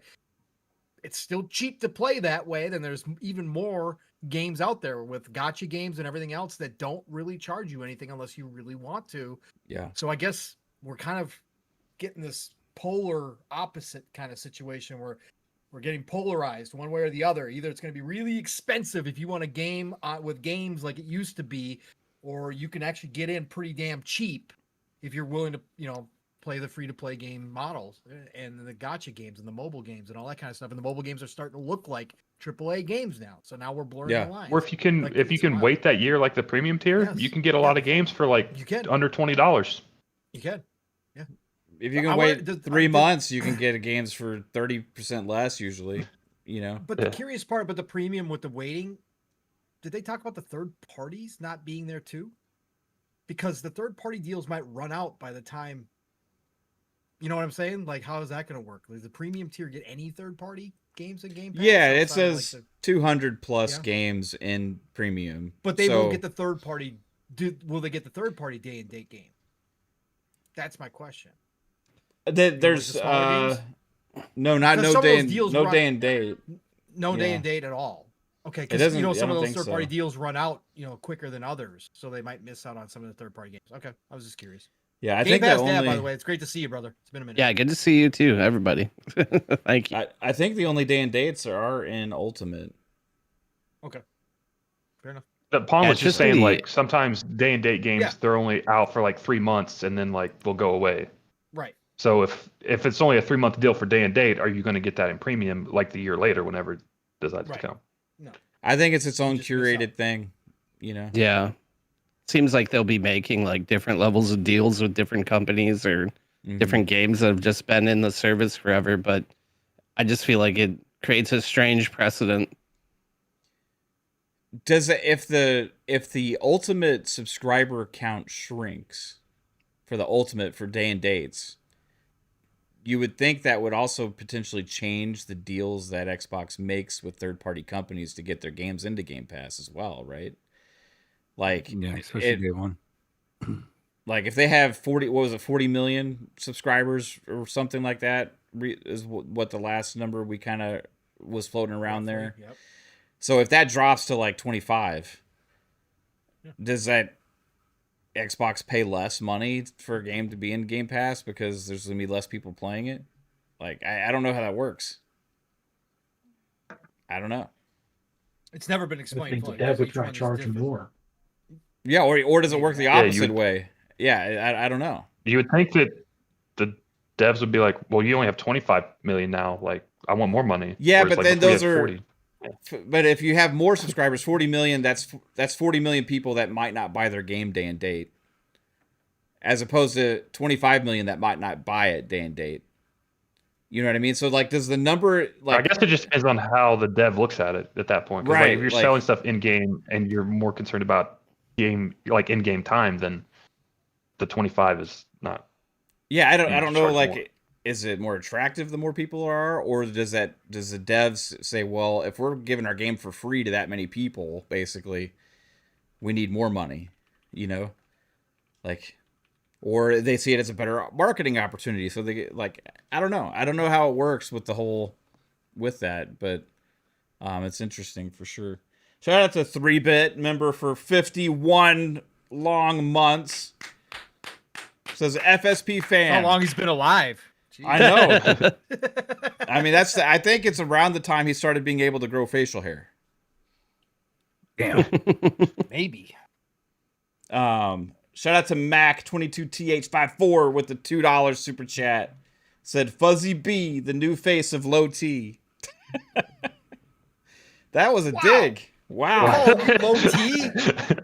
The new face of Low Soy T. Fuzzy over here. Okay, soy. What the fuck?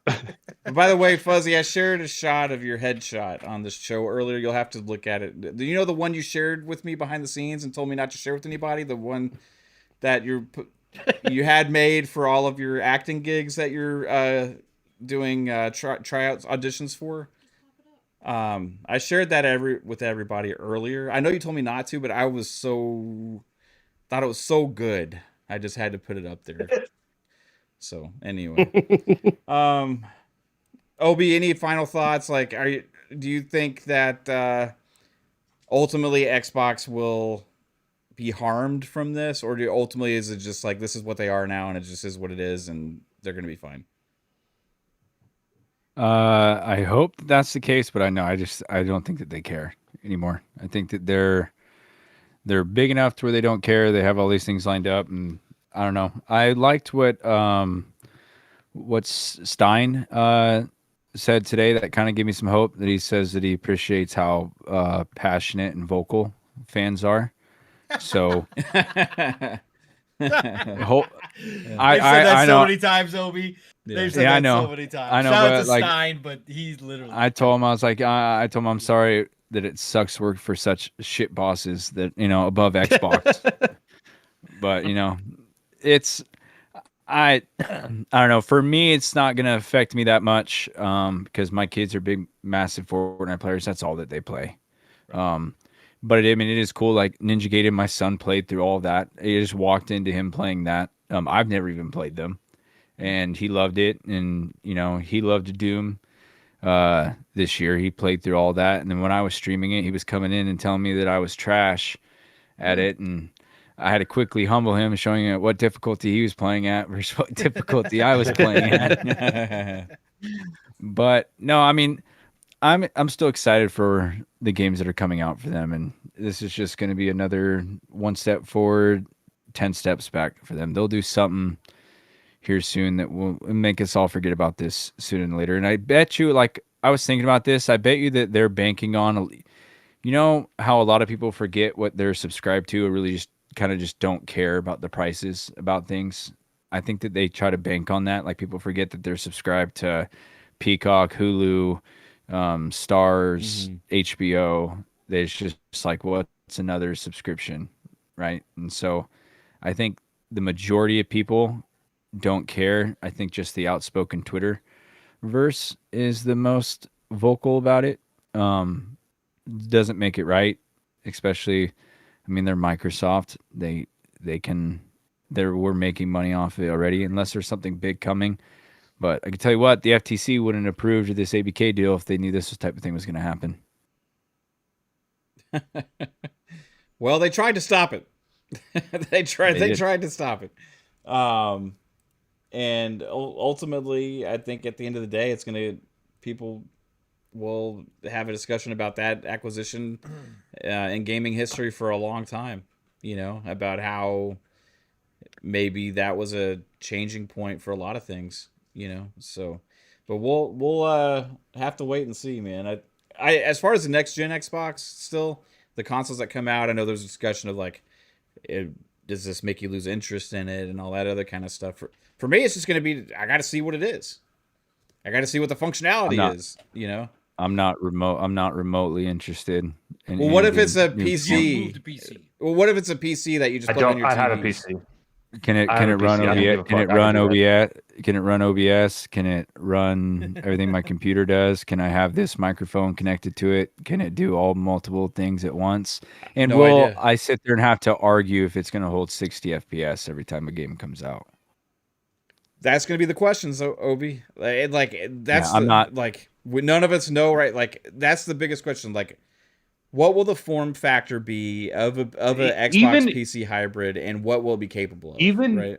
Even if Xbox says like, oh, our new device is a PC, you can buy it now. Like, I still don't give a fuck because I'm going to build my own PC the way I want it. Right. Because I know exactly what I'm getting out if I build it. Yeah, and all their games are going to PC anyway, right? So Xbox is they're gonna turn into the new Alienware PC. But like at the same point, like they don't care if you buy their PC or somebody else's. No, because it's or build your own underneath their umbrella. Because it's all an Xbox. They don't care. Everything's an Xbox now. See, they totally took all that away. Now, the only thing that'll be interesting to me is the proprietary AI stuff of what they're using inside the box. If it is a generational leap ahead of what PC is, you know, it'll be the biggest ever, Pong. Right. That's been promised. Well, I mean, the biggest ever in the history of gaming. It's gonna be the biggest leap ever, whatever that word is, technologically. Yes. That's such BS because you think it, like the heavyweights of NVIDIA releasing their next generation of cards, right? And they're saying it's really not that. If it wasn't for the AI generated extra frames that it can do, it power for power, it's like a 10% increase to go from like a 4080 Super to a 5080 Super.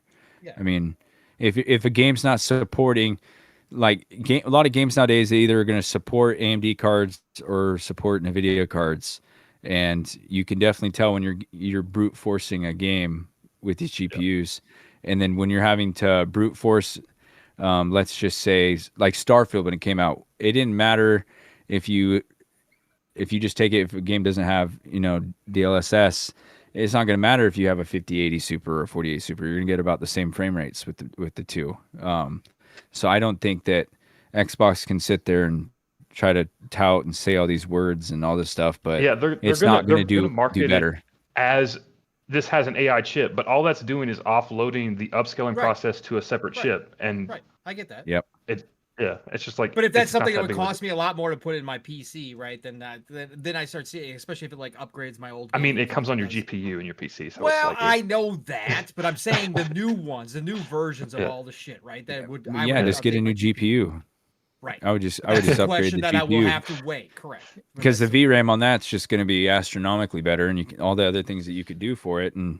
But the only thing is, if it's specifically designed by Xbox around Xbox, right? That they put the extra stuff in there so that like the older Xbox games actually do play better or update. You know what I'm saying? Like You think I gotta Nvidia is wait going to and let see. that? Not I- Nvidia, but AMD is going to let that happen. All the it's top gonna tier stuff. Xbox is gonna be- come out with their own version of Pisser, and it's gonna be same shit as Okay. Pisser. Like that's Okay. All right. What do they call it?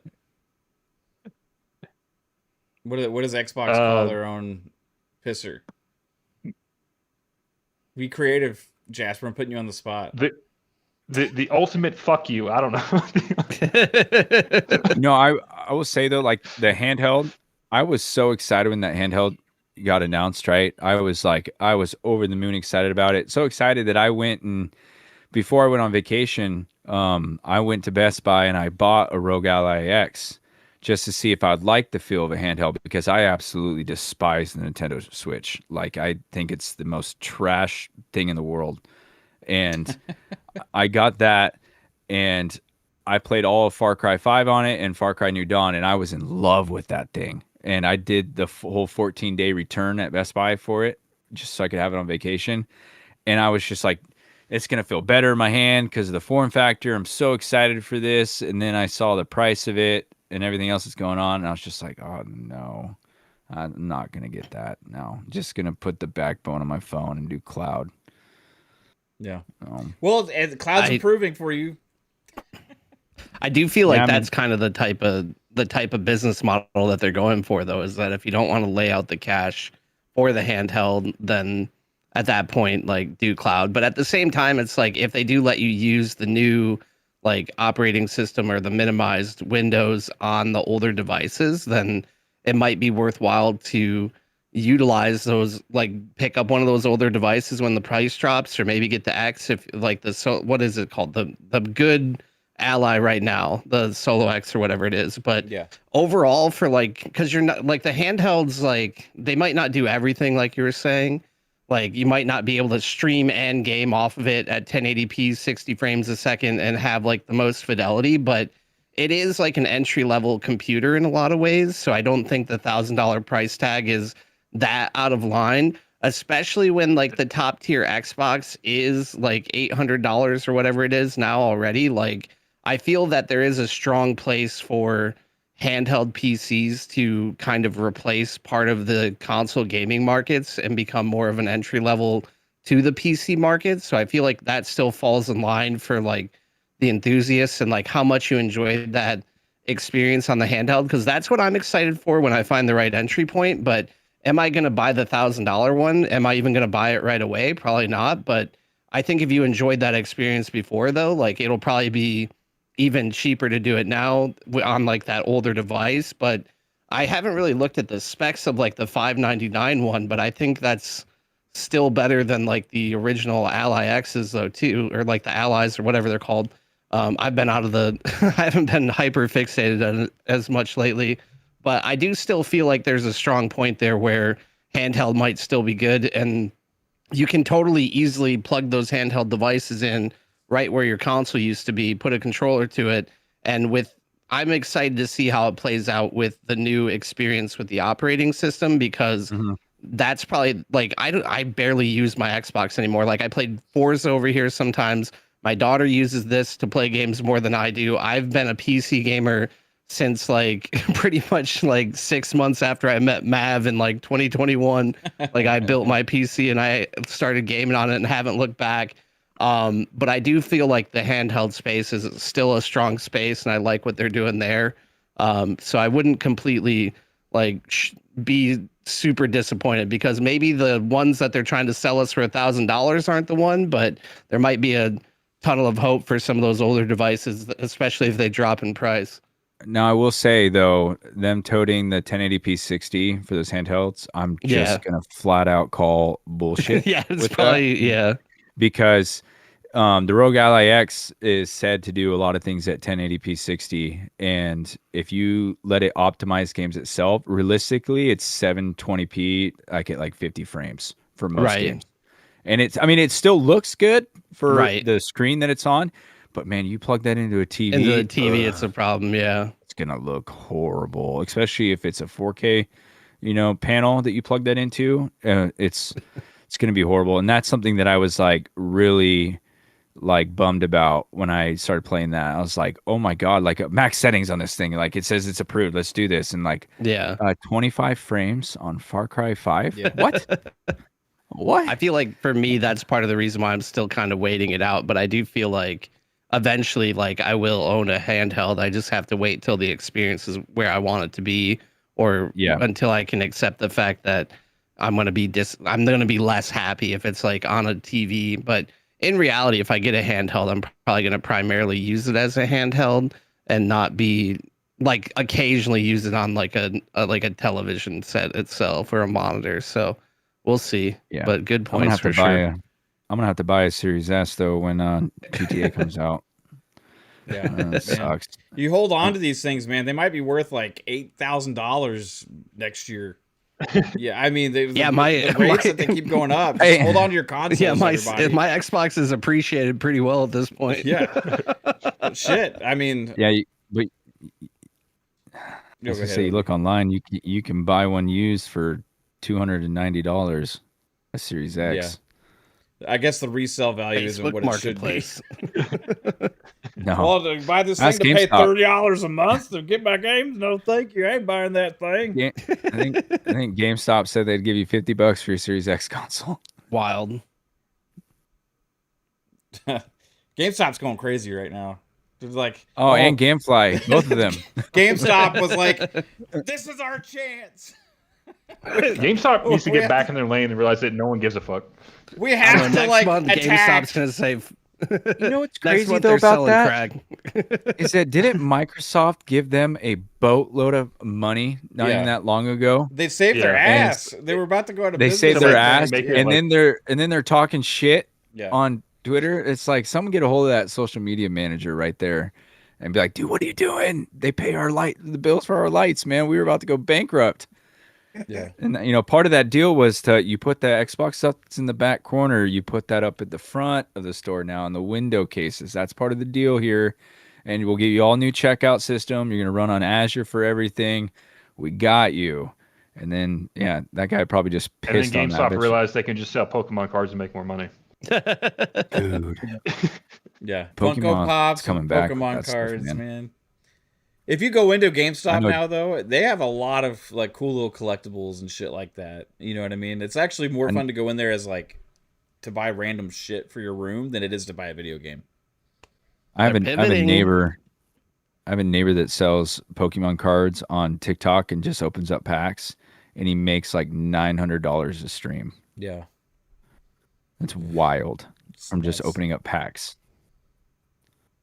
Like from that, like the value of the cards, or from like the stream gifts, subs, super chats, views. And stuff. Yeah, he just sits there with the camera pointed at his hands and just sits here and opens them up real nicely, and then he'll like do giveaways of the cards or whatnot. And people, I mean, dude, it's disgusting. Yeah, people do that with sports cards too. Can't respect the hustle though. Yeah. Well, this wasn't the only news this past week. So, I mean, we already almost went 2 hours. So we got to roll through some of these. So we'll get some quick thoughts here and there on some of this. Halo CE Remake has apparently gotten even more real. As it was turned out that a Virtuous, I forget the name because I had it bookmarked here on Twitter.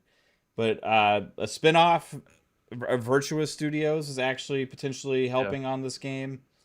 So this is probably what's going to be revealed, or one of the things that's going to be revealed in October, which is something that's come out as, yes, they are doubling down that they are going to be revealing their Halo projects in October at Halo Championships, and they are going to have a deep dive afterwards, like a deep dive panel.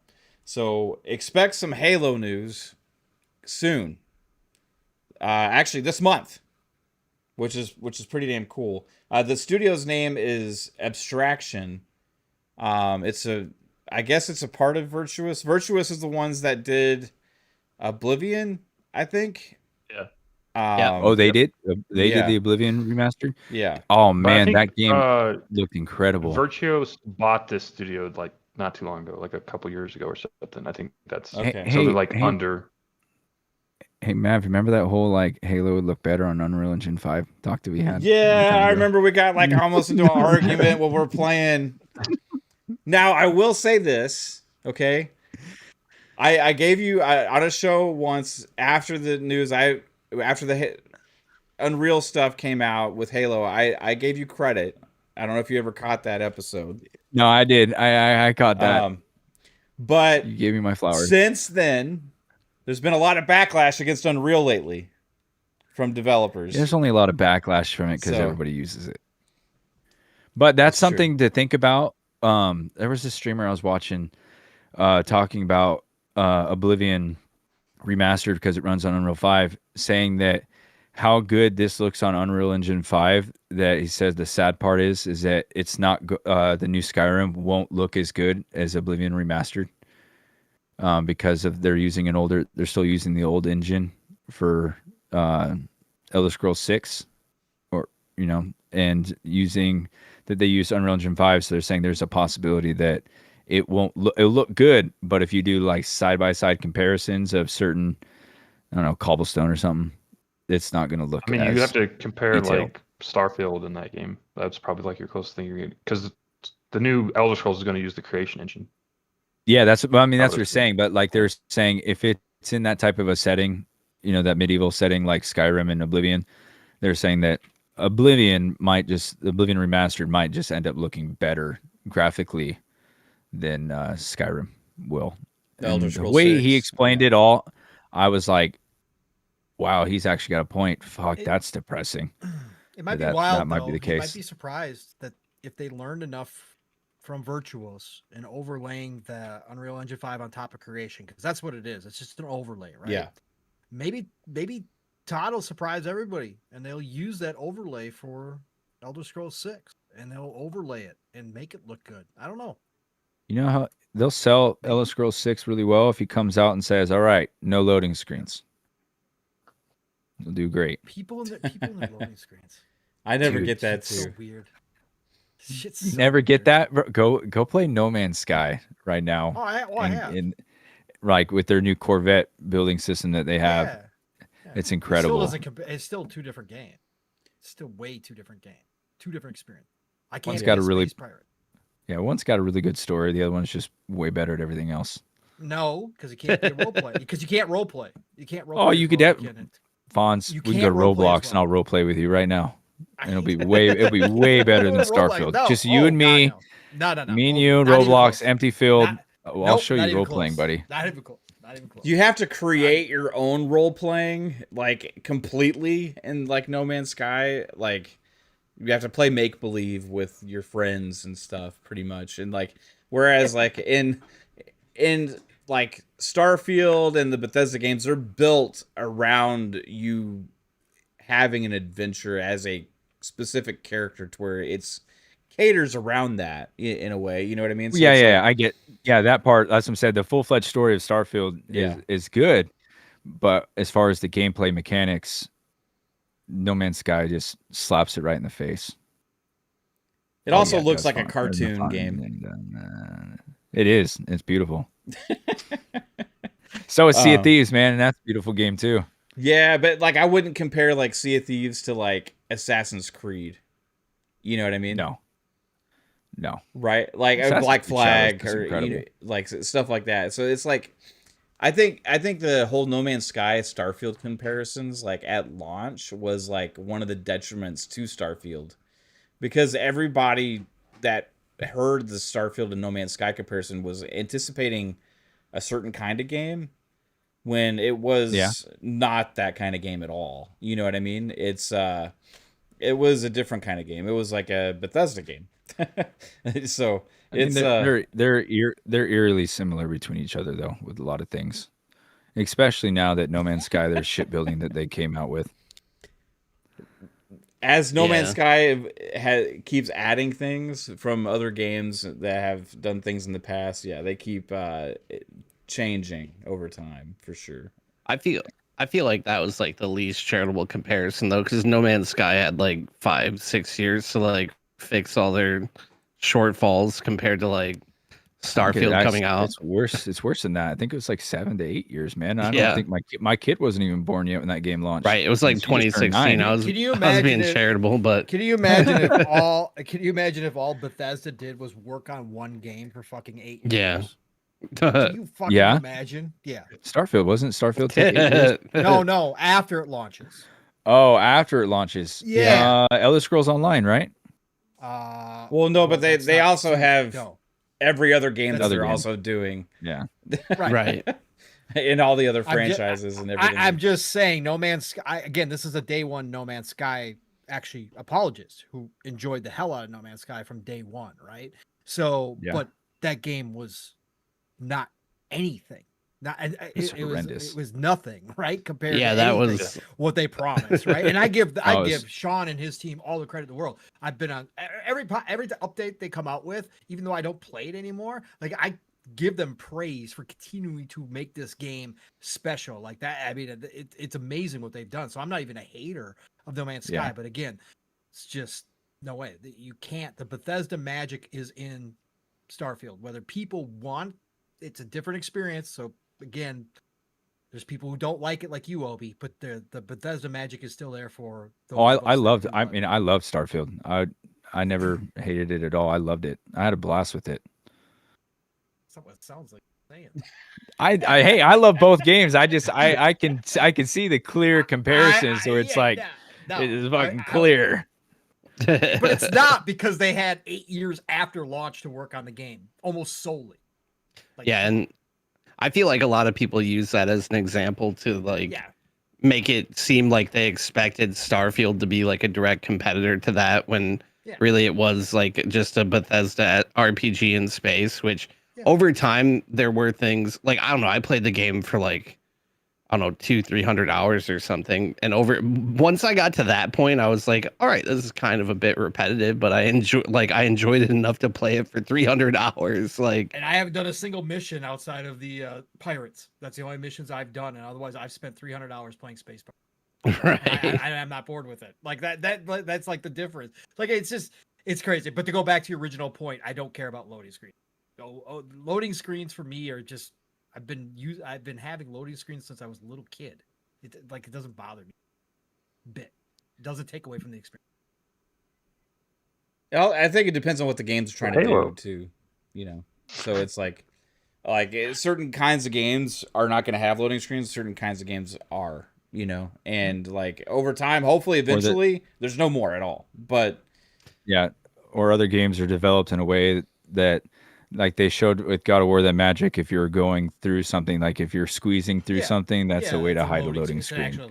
I hate that shit. Every fucking action game does that. I hate that. I would honestly rather have a loading screen at this point than squeeze in one more fucking game where I wedge my fat ass between a fucking rock and a wall and slide slowly through it. Because it is the dumbest mechanic. It made sense when Tomb Raider did it the first time, and I was like, "Oh, that was clever. That's a clever." But by the 10th time I did that in that fucking game, I was like, "Okay, this is already getting stupid." Then when every other fucking game did the same damn thing, I fucking can't stand it. I almost want to like stop playing the game. Because they made me wedge my ass between a fucking wall and a rock to go into another area. Like, just go black screen. Give me up a tip. Put a tip in the middle of the screen or something, Or when it's hard to find. It's even hard to find where you're supposed to go. And you're like, oh, really? I'm supposed to go through this? Like, it wasn't very clear in your path to go. Yeah. Like I said, Pong, I love Starfield. So it comes from a place, just know it comes from a place of love, because I probably have equal time in both those games. No Man's Sky is I'm bored, I don't know what else to play type game that I only feel like that I can play that off stream, because I get this guilt now that I can't like go and enjoy anything single player because I feel like I'm obligated to stream it, and because with streaming, so that's like the only game that I can go put my feet up and just mind numb play. Shout out to Alvin, member for 39 months, says play Mega Bonk, full 3D vamp served like Steam, $9. Mega bonk. Okay. It's good to see you guys. I gotta pop out, but Yeah. Thanks for having me. Hey Bob, thanks Always for good to see you thanks for getting Nice to meet you, your man. thoughts in. Yeah, man. for sure. Appreciate you hopping in, dude. Yeah, I'll have to stop by more often. I've just been busy, but so good to see you guys. Have a good night. Have a good one, bro. Buddy. All right, so CE remake, Virtuous. We don't know if there will be loading screens. I don't know. I don't care either way. But besides that, Fuzzy, knowing that it's not the same team obviously that did the Oblivion remaster, but that Virtuous being behind it, partnering with Xbox, does it kind of raise your like excitement about how it could look or be, or is it just like, hey, we'll wait and see? I'm more of a wait and see. Like I think it has some potential as far as the engine that they're using and everything, but we'll see. I mean, Oblivion looked great, different team and all, but all in all, I guess we'll see what it looks like when they release it. But somewhat excited or interested. So yeah. Yeah, I think that'll probably be an early next year game. What do you guys think? I hope so. And that's the game I'm going to introduce my kids to Halo with. I'm going to be like, hey, we're going to go play this together. Just like this Friday, I'm going to go play the Gears of War remaster with my kids on stream. And I personally can't wait to hear their screams. Yeah, Jasper, do you think this is like full-on remake, or do you think it's like it's putting the skin over the game? From what I've kind of heard from just like random rumors I've seen is like this is going to be a remake where they kind of add some new mechanics and change some stuff. Like they're talking about, I saw people talking about they're adding sprint to it possibly. So I'm kind of more interested to see how this take of a remake for Halo CE is actually going to be. Like, are they expanding the missions at all, or is it just going to be kind of like copy and paste the exact level, the exact story? Or are they going to kind of add some stuff to that? Because if it's just like a remaster, then I'm like, it's whatever. Like they've kind of already done that before. I mean, I'll still play it because I fucking love Halo, but kind of just depends on how their take is for the Halo itself. Yeah, we'll have to wait and see what it looks like, I guess. Pong, casual Halo fan. Number one casual Halo fan, probably, because you've reiterated how much of a casual Halo fan you are many times. Look at that visor. Yeah, look at the visor. he was so excited when he saw that fucking visor at that showcase. Are you looking forward to the announcement, Pong, or are you kind of, because it seems like it's going to be imminent? Pong looks lost. Yeah, Pong looks like he's confused and doesn't know what's happening right now. It's like, I don't think he can. I think he's having PC problems. Now I can hear you. Okay. PC was completely fucked there for a minute. Yeah, you were just looking around. I was like, "What's going on?" Because I had no mouse. I had no mouse. I had no nothing. Like nothing was going on. I just was sitting there. So I pushed all the buttons, and then it got me back. But then I had no sound. So then I was just so what's going on? What was the question? Oh, never mind. I'm over it now. Okay. No, I'm just kidding. Cool. I would say, are you, as the number one casual Halo fan, are you looking forward to this potential CE remake or announcement next month? I mean, I want to see what it looks like. So, and again, will I run through it? I mean, I ran through the first one and the Master Chief Collection. Yeah. So potentially, but am I like hyped for it? No. I want to know what their next project is.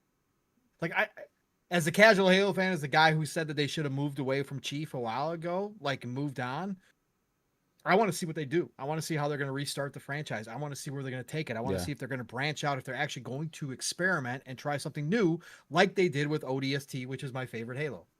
So yeah, I mean, Halo 1 only takes like 2 hours to beat anyway, so you can run through that in a day. If it's for you. Yeah. Not for us normies out here, No. Jasper. But yeah, I can't wait to see what it looks like, because I'm sure it's going to look dramatic. I mean, the Oblivion remake gave us a glimpse of what they can do. Yeah. So I can't wait to see what they do with it. Yeah, it's Obi's promising, because it's an Unreal, that it'll be the best thing we've ever seen before, because it's an Unreal 5.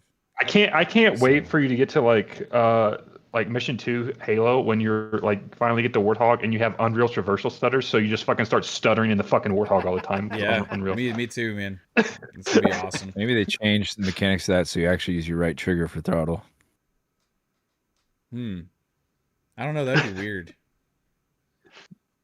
That'd be Yeah, strange. just like every other game that you drive a vehicle with. Well, Far Cry. I think Far Cry used a stick, right? Yeah, you can. If I'm not mistaken. No, I don't could think be they wrong. Didn't like Borderlands 1 do that? Borderlands did that. Yeah. Oh, by the way, Borderlands 4 is great. Love it. I haven't had the privilege yet. Yeah. Yeah, we'll have to wait and see. I'm excited. Apparently, we may be getting multiple project announcements. So I'm just the next project announcement is going to be a fucking book, guarantee you. They're just going to show like the Halo series you're making, and they're going to talk about fucking books.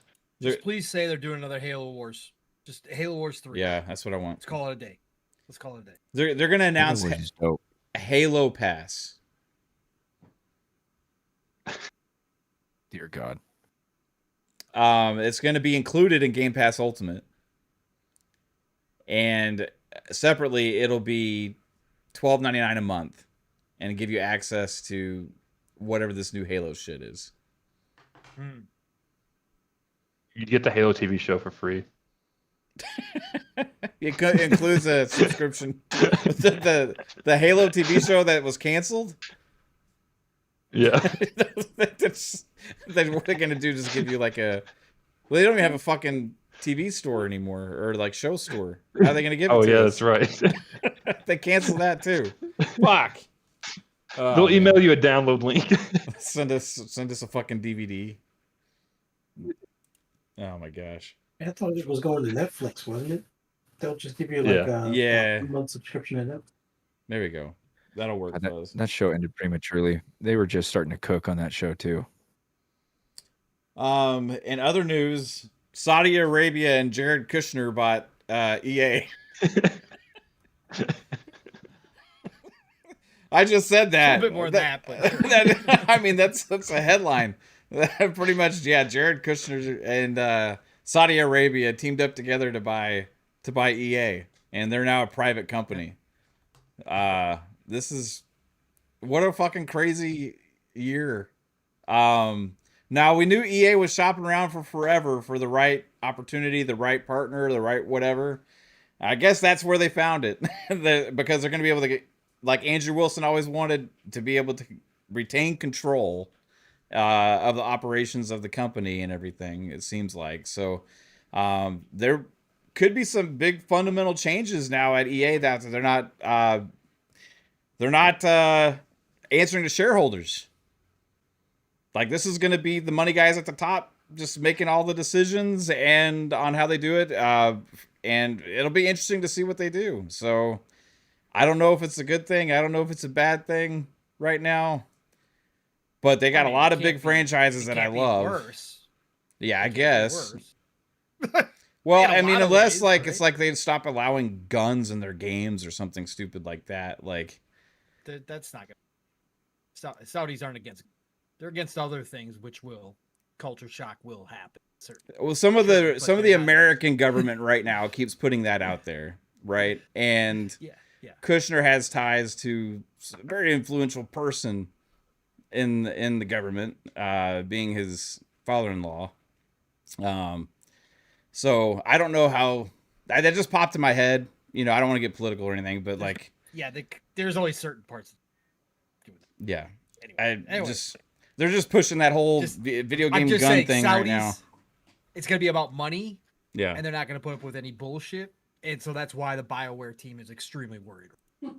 So they're extremely worried, and they should be. They also talked about maybe going to AI for a lot of positions that can go to that. More. So yeah. Which all the companies, Microsoft's going to too. There's going to be more. That's funny.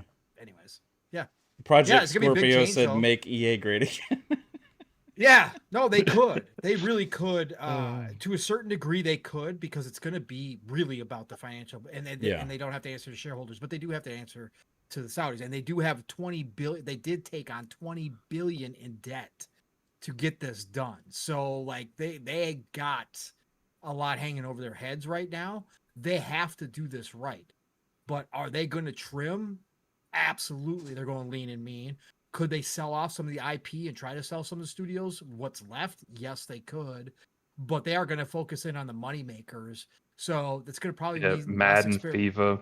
It's going to mean less experimentation. And I think the one really sad part about it is the indie publishing side of things might go away. They might not be willing to do the indie stuff because they do a lot. For people who don't know, EA's sponsored and published a lot of indies through the years, a lot of award-winning indies as well. But that might go away, and they might focus on the big boys. And that's why some of the other studios that have not been so hot for a long time or make the smaller games probably aren't going to make the cut in this one. So, but we'll see. We'll see. Yeah. Hey man, I gotta head out, man. My wife's just getting home. Okay, yeah. Tell her we said hi, Obi. Thanks for hopping in, man. It was really good. You're to see committed, you Obi. You're staying, Obi. We let Game Pass Dad roll, but not you. You're staying. Yeah, man. Thanks for having me, man. It was fun to catch up with all you guys, man. We'll do it again soon. All right. Yeah, absolutely. Take it easy, bro. Later, Have a good one, man. All right, see you guys. All right, see you, chat. Yeah, it's gonna be interesting to see what happens. You guys also go check out Obi on TikTok. He's streaming a lot over there. Super awesome guy. Always we'll just reach out to you, say, hey, how are you doing, or whatever. Just randomly, a good person over there. So go check him out.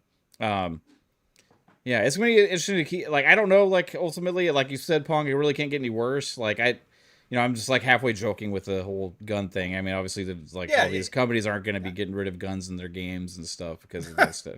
Battlefield 6 is canceled. Bad for business. Yeah, exactly. It's not coming out in 8 days. No more. I think there will be obviously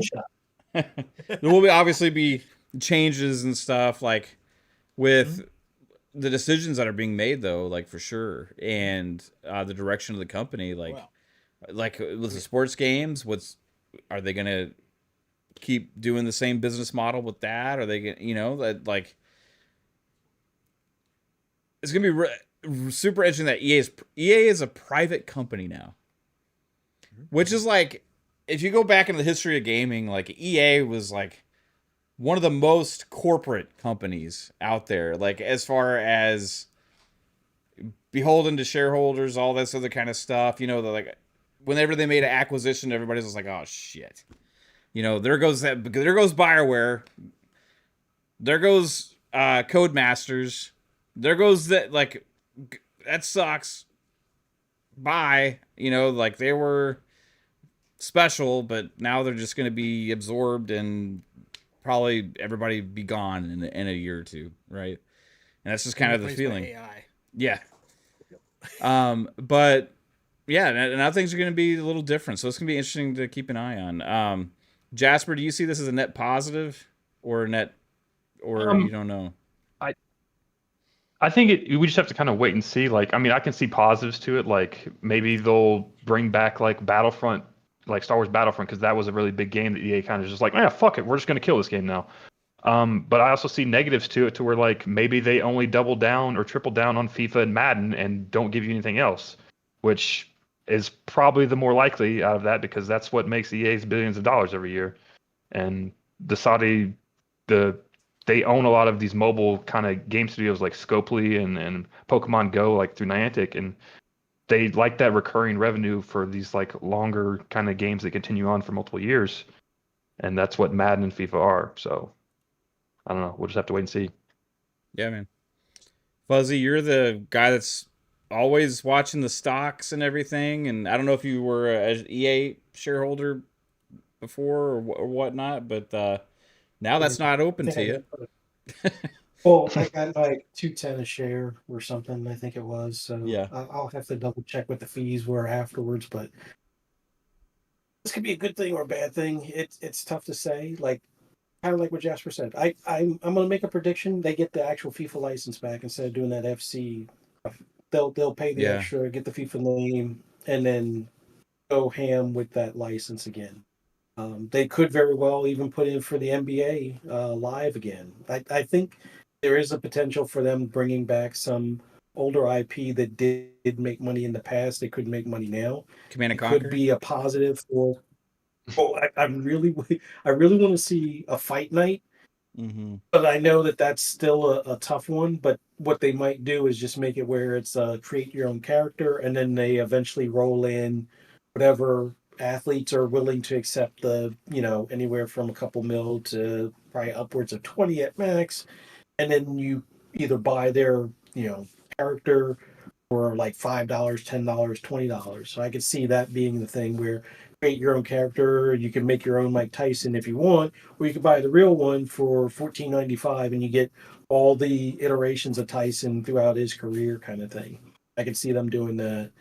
And less focus possibly on UFC, although UFC is still making them some decent money. But I think Fight Night would be the one that would probably bring in bigger bucks in the grand scheme of things. This could be a great thing for Need for Speed. Although, I mean, part of their investors are to their core enthusiasts. Like, if anything, I would say that they are more likely to invest more into their racing games in general, because that is part of Saudi Arabia's culture, whether it be F1 or just street racing or a mixture of collecting cars and things like that. So I could see Need for Speed and other racing titles make a resurgence within EA. The negative, I think there's going to be a bigger push for the microtransactions. So if you thought you were paying a lot for the season passes, or certain cards for different players for your ultimate teams and things like that, I don't think I they could can see push that. that any further than they already do, Fuzzy. It is absolutely I mean, insanity in the Ultimate Team world. they could go back on what they're doing with Battlefield 6 now. Like Battlefield 6 says we're gonna limit that with just like season passes. Now maybe they say fuck it, like we own you, we'll do what we want with that. Yeah. I could see them pushing everything to the limit as far as that, find a way to monetize everything. I don't think they'll go as far as monetizing bullets. Oh, you want a new clip or reload? I don't think it gets quite that bad, but I do think we'll see some interesting microtransactions starting to come up. The other thing, and this is the part I'm probably more concerned with, a lot of times when you have private equity come in, especially when they have you carry over debt, it usually means they're going to bleed you dry and run you into the ground and just profit off of everything and trap you with that boat anchor of debt. So in the beginning, it may seem positive. Oh, BioWare gets sold and gets bought by, like, I've seen people pushing for Xbox. I've seen other people pushing for CDRP or CD Project Red, possibly picking them up or something along those lines. And that could be a good thing to some extent. Maybe they get back to their old means of the storytelling for their games. But some of the layoffs, some of the other closures and things like that that might come to counter that debt, or the leaning of the company, so that way they are more agile and more fiscally responsible as far as their expenditures. EA may not look the same a year or two from now as it does today, which some people might be happy with that, because they might get back to their old groove on some of their key titles. But I think we wind up losing a good bit of what made EA, like kind of like what Pong said earlier, when their indie push, or the initiative that they had with was it Joseph Ferris, I think. He's going to probably have to find someone else, which I'm pretty sure Take-Two would be interesting, even though they got rid of their private division or whatever before. I'm pretty sure he can land something there, or he probably has enough funding to self-publish at this point. But the indie part of things will probably go. We could see a lot more older servers close down faster. EA Play as we know it today might go away. Like, I could see them making a swan song for anything that's more than 3 years old, just to reduce expenditures on server space and things like that. So if you bought Madden 2020, even if you're still playing it, I mean, you can kind of still play it, but they're going to probably make it difficult for you to continue playing anything that's more than 2 years old. So just keep that in mind.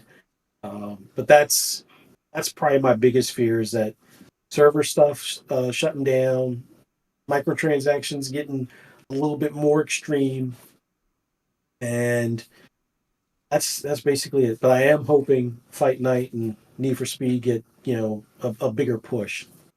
I'm just hoping, but we'll see.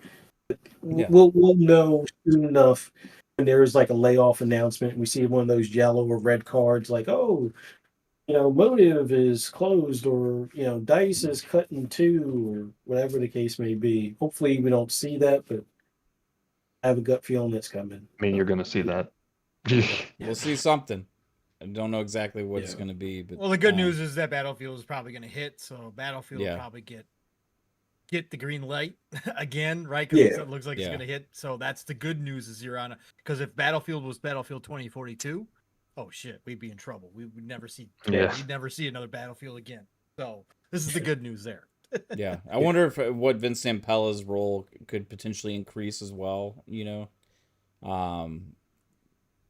see. Take on more studios. Just like I just say put that motherfucker in charge of everything, You're in hey Vince, you're in charge of gaming at EA. We're in charge of the money. You're in charge of gaming at EA.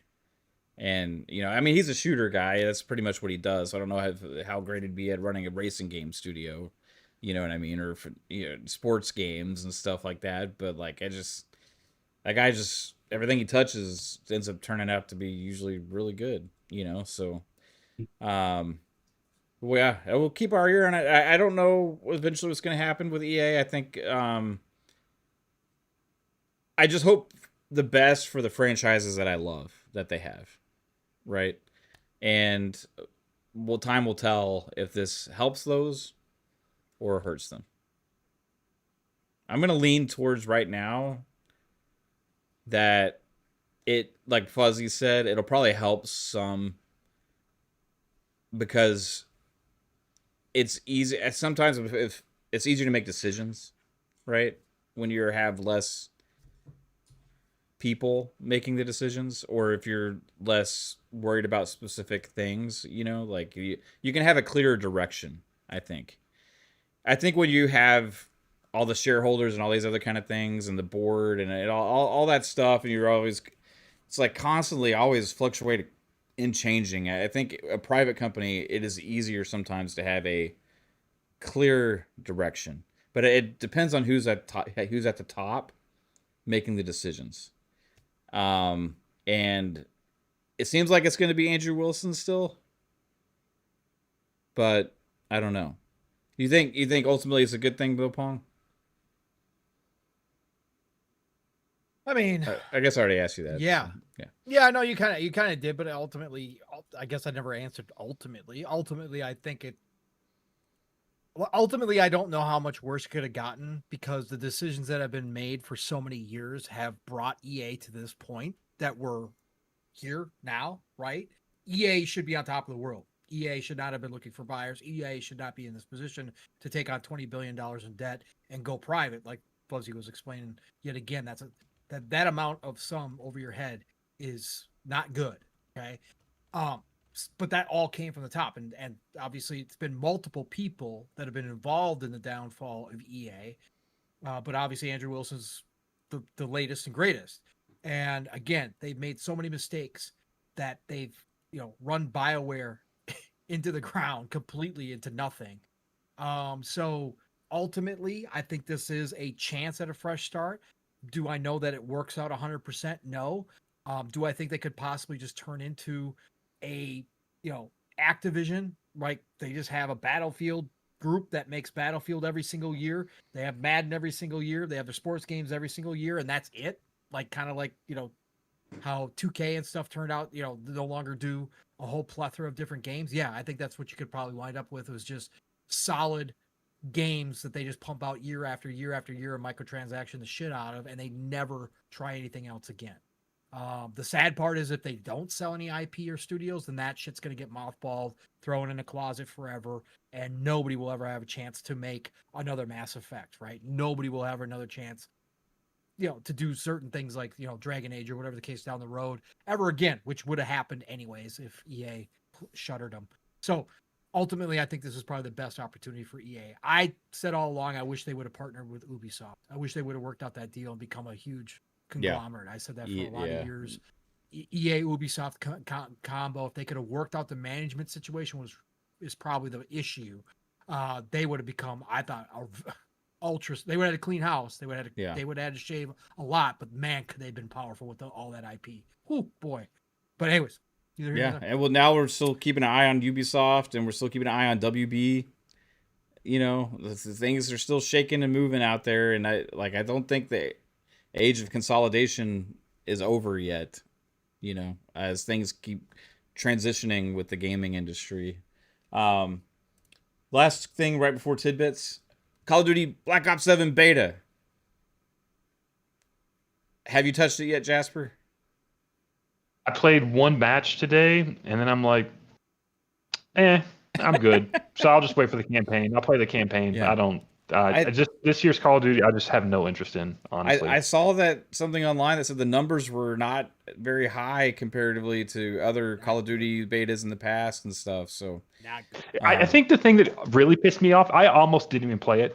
I launched Call of Duty, and it says update required to restart. So then it restarts. Then I launch Call of Duty again, and then I hit, I want to play the beta. So then it closes my game, it launches the beta. I loaded the beta, it says update requires restart. So then I have to restart the game again. I had 4 fucking restarts before I could ever get into one match. That's too much. Yeah, I didn't have that, so thankfully. Did you get a chance to play it, Fuzz? No, I think I just did the download to update it and stuff like that. But at least that's it's the thing. still part of Game Pass Ultimate, I think. Everybody's just kind of like, yeah, I'll get to it. There's not that like excitement. Like when the Battlefield beta hit, everybody's like, oh, I gotta get the fucking Battlefield beta because it looks so awesome. Like this Call of Duty just kind of has like a sense of, it's another Call of Duty for right now. You know? Yeah, Battlefield definitely kind of took some of the wind out of their sails, kind of thing. I can't wait. I can't fucking wait for Battlefield, bro. It's a week away. They gave people wall hacks in this Call of Duty.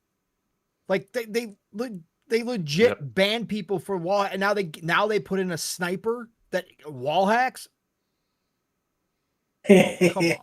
Come on, bro. I saw that shit. I was like, "Are you kidding me right now?" Yeah, I mean, everybody online was talking about it, but I was like, "What the fuck?" So I'm not usually like a fan of the futuristic Call of Duties that much. Like Advanced Warfare and Infinite Warfare, like they weren't my favorite. Right? I like more of the grounded Call of Duties. I don't like seeing robots running around and doing all that shit and stuff. Like, however, I did give it a shot today. I played probably like 3 or 4 matches, I think. I did the tutorial thing just to see if there's anything interesting with that. It's pointless. You don't need to fucking do that tutorial thing. Anybody. Then I played, like I said, 3 or 4 matches. Domination, a couple team death matches. I did a hard point. And my first impression when I was first playing it, my first match, was it just felt really floaty and loose.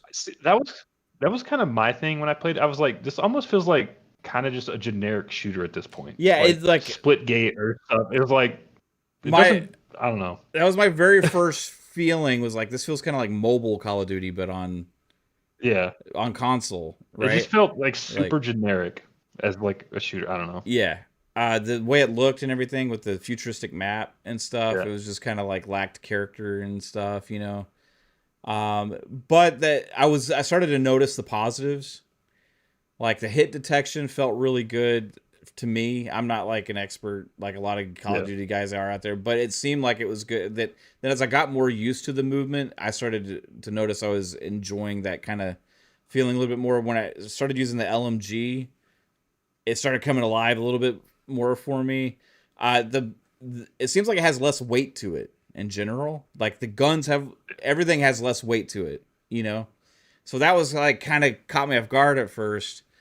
After playing a few matches, I could see having fun with it, you know? So I will be probably playing some more of this beta and giving it a go and really trying to get more thoughts on it. But overall, I think it's definitely not Vanguard beta, anything like that. Like this is like it felt like I could see this being people's go-to Call of Duty for some that are into certain styles of play, you know. But it does feel like it's polished in the ways that it needs to be for gunplay and all that kind of stuff. But yeah, it's a $70 expansion to Black Ops 6. right.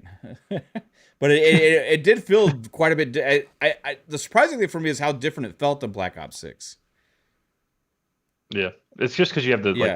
I think it's a little faster movement or something. I don't know. It's just like it felt more a little slidey and faster and like I said, looser. Like the reticle, even moving like default controls and stuff for moving the reticle, like the guns, like a little bit more floaty, and everything is just more floaty and loose.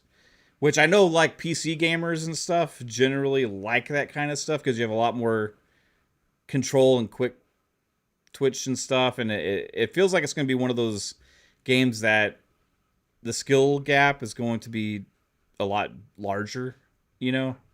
yeah. My first impression with it. But I mean, you could just tell that based off like the movement, like the way you move around in that game. Like if you master that movement, you're gonna be good. Yeah. So I started doing better, and I like the LMG. So anyway, but yeah, there's like this lack of excitement. Usually Call of Duty beta, that's all anybody's fucking talking about. I honestly didn't even know it was out till like today, and I saw like a tweet or something. I was like, it's weird. I didn't even know this was coming out. It's fucking weird, man. I maybe the Xbox news kind of overshadowed it a little bit. I saw that the Xbox or not Xbox Call of Duty Next was like last week or whatever, and like awful. Everyone said it was terrible, and like it promoted the Battlefield pre-orders even higher on Steam. Yeah, because they had a lot of the vets, a lot of the Call of Duty vets came out of that going, no, this ain't working. And then there was a lot of like cringe moments. Like there was one, I don't know any of these streamers, but there was one streamer who's a zombie streamer, and he was playing zombies, and they told him he could get 30 minutes of zombies in the match to stream. And then like they came over like 15-20 minutes into his match, and he was like still playing in there. And they like it's on camera because they're streaming. It's Call of Duty Next, so he's streaming. And the dude's like, hey, man, we need you over in Warzone. We need you over in Warzone. And the dude's like, I haven't even finished my match. You guys said I could have 30 minutes. He's like, yeah, well, come on, man. Come on. We need you over in Warzone. In Verdansk. He kept going, we need you in Verdansk. And the guy's totally like a zombie streamer. Like, that's his thing. Like, there was a lot of stuff like that. Can we just celebrate for a minute real quick before we get to tidbits or whatever? Yeah. How great Battlefield's advertising. Oh, that fucking commercial with yeah. the Zac Efron and Morgan Wallen. Jimmy Butler. Yeah, Jimmy Butler, and I don't remember who the other guy was. I don't remember. The fourth guy. Oh. His name's like Pimmy or something like that. I don't even know. I don't even care. It was just hilarious. I thought it was perfect.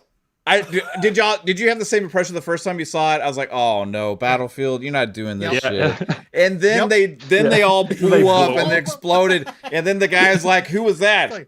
Who cares? Or some shit like that. Like I was like, oh, it doesn't matter. He's like, it doesn't matter. I was like, that was a huge dig at Call of Duty, man. That was fucking crazy. And then the rest of the trailer was kick ass because it was not because somebody else threw up the Battlefield 3 original trailer, which was super serious, right? Super.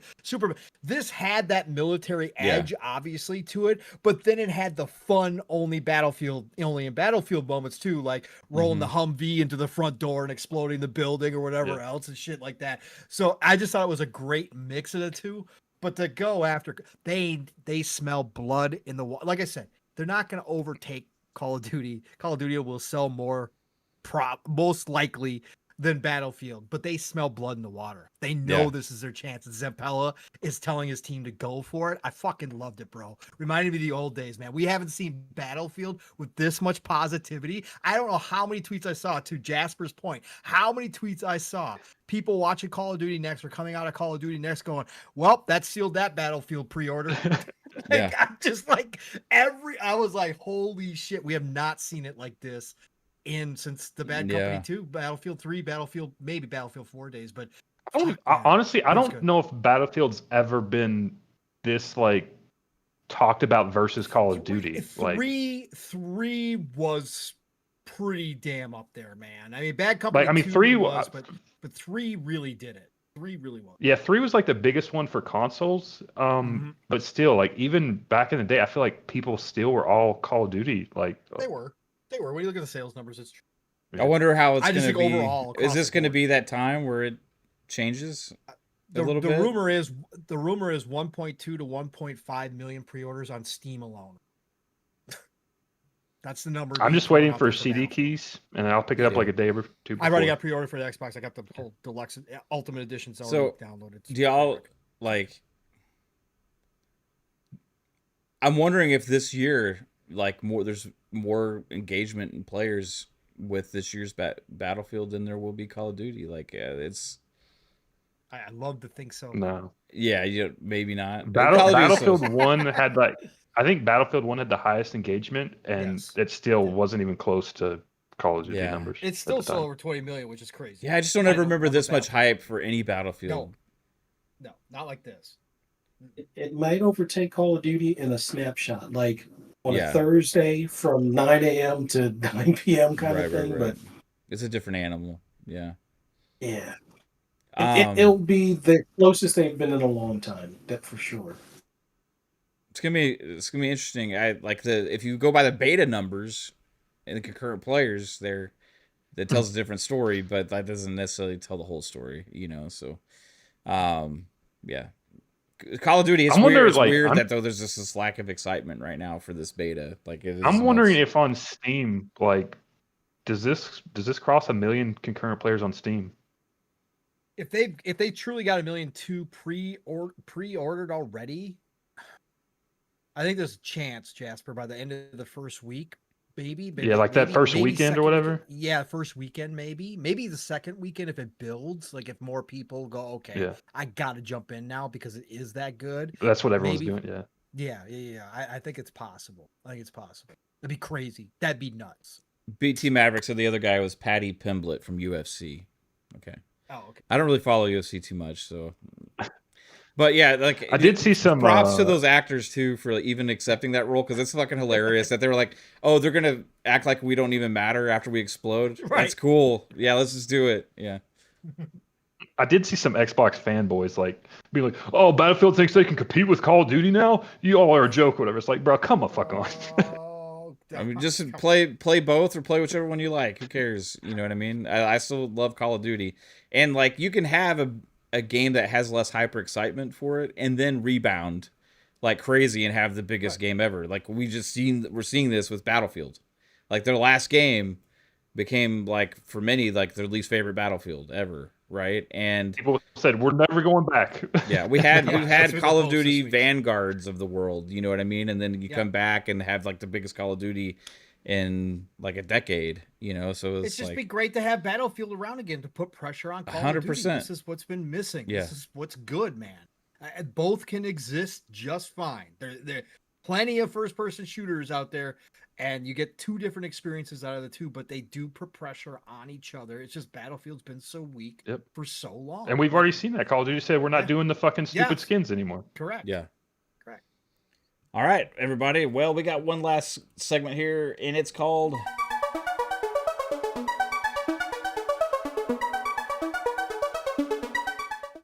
This is Tidbits, the segment where we look ahead at the games releasing for the week, put together very graciously by the one and only Von Belvedere.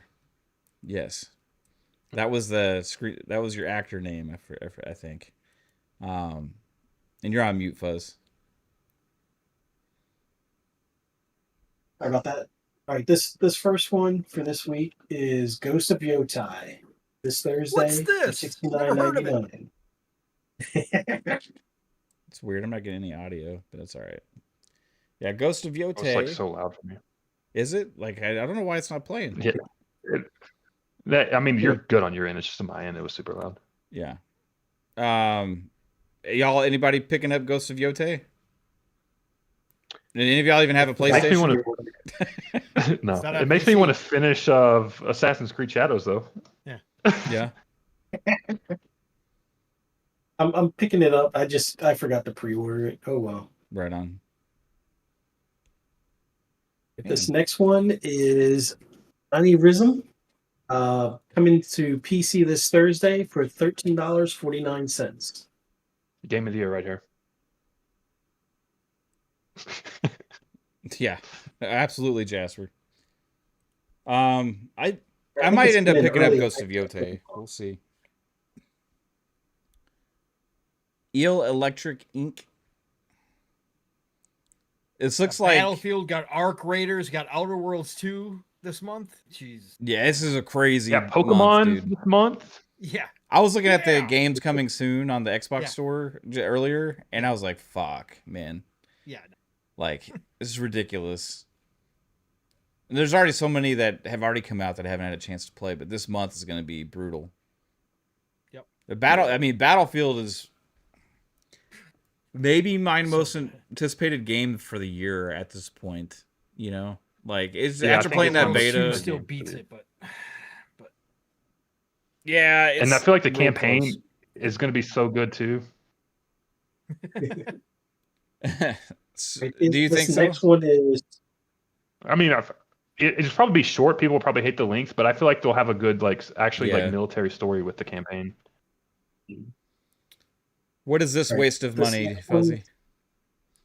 Yeah, this is Super Mario Galaxy and Super Mario Galaxy 2.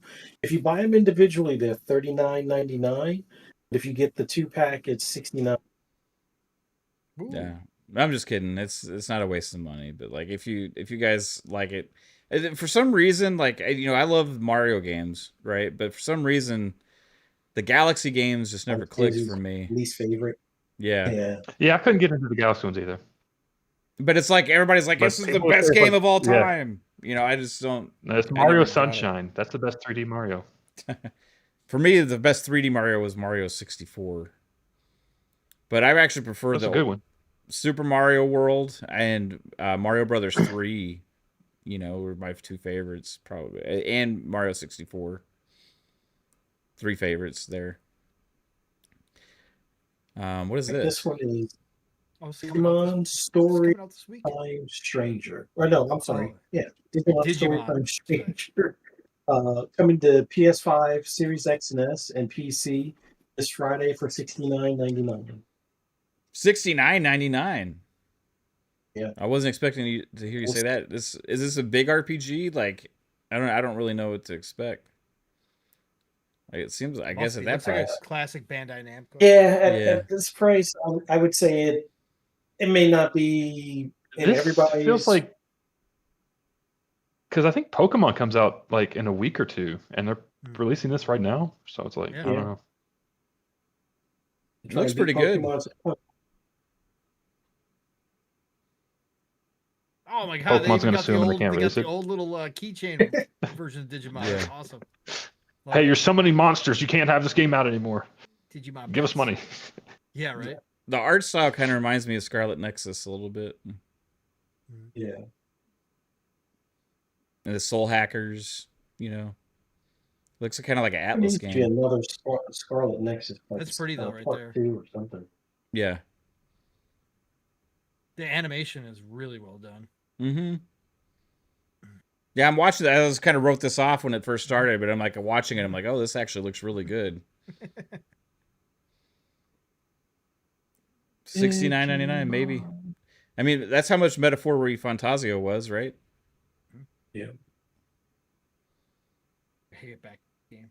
Right, this next one is Finding Paradise, coming to PS5, Xbox One, Series X and S this Sunday for $11.99. Well, you're going to be looking for a while. Game of the year. Nope. Yeah. This is 3-bits game of the year. Probably. Old people playing instruments. Yeah. Is this the game? Just like a fucking pulse? A heart monitor.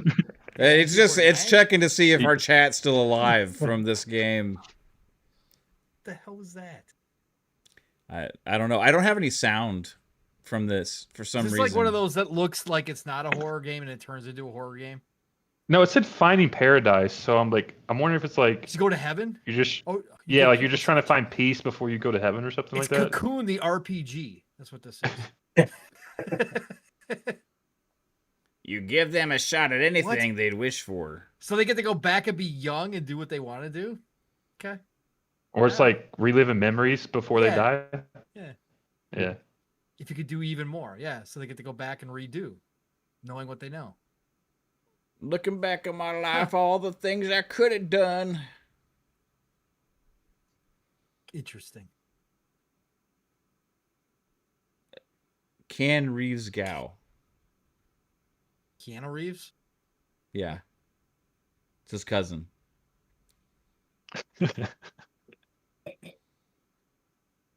What the? I wish I would have grabbed onto an airplane. Dangles from the Perfectly wing. good seats inside the airplane that they just completely ignored. Yep. Yeah, chat. I don't know why the Discord isn't playing. I already closed it and reopened it and stuff but it's just not getting me any audio. But Game just makes me feel old. We'll just talk over it. Battlesuit Aces. Yeah. Card battle. I mean, the PS5, Nintendo Switch, and PC this Tuesday for $24.99. Yeah, It looked like they had the same people that make Among Us, their studio logo. I haven't seen like a that's what it was. sci-fi space themed one of these before. Pretty cool. Was that guy's name Wenger? Mm-hmm. Wang Wee. That's in Heathcliff. The captain's the captain's name is Heathcliff. I'm Captain Heathcliff. Wang Wee. That's an interesting name. Battlesuit Aces. Trinket Studio. King of Meat. I didn't know they were making a game about me. This is coming to PS5, Series X and S, as well as PC this Tuesday for $29.99.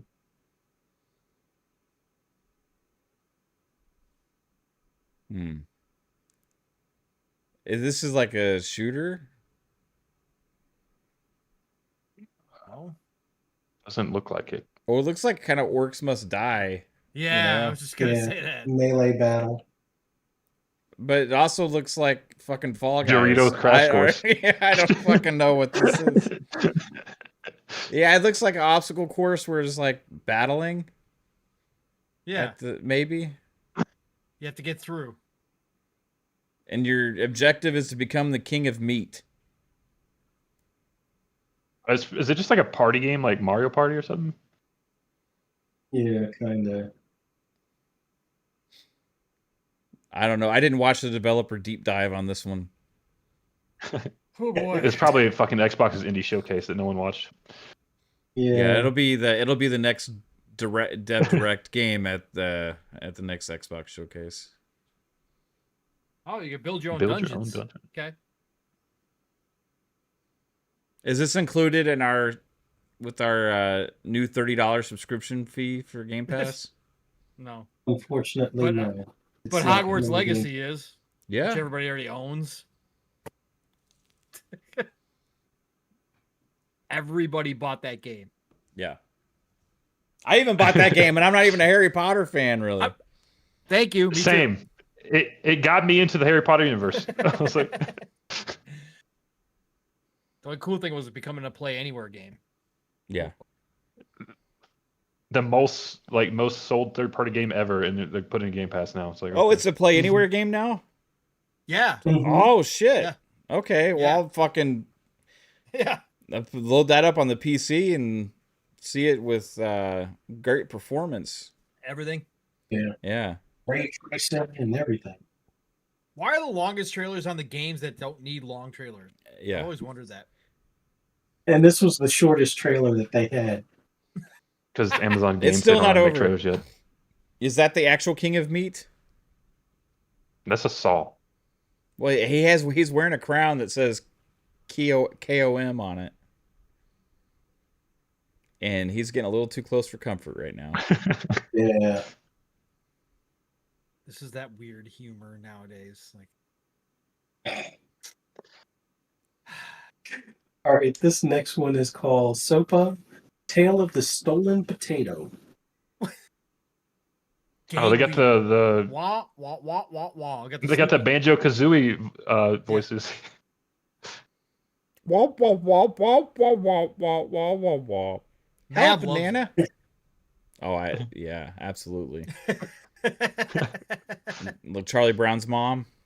Yes, the teacher. Yep.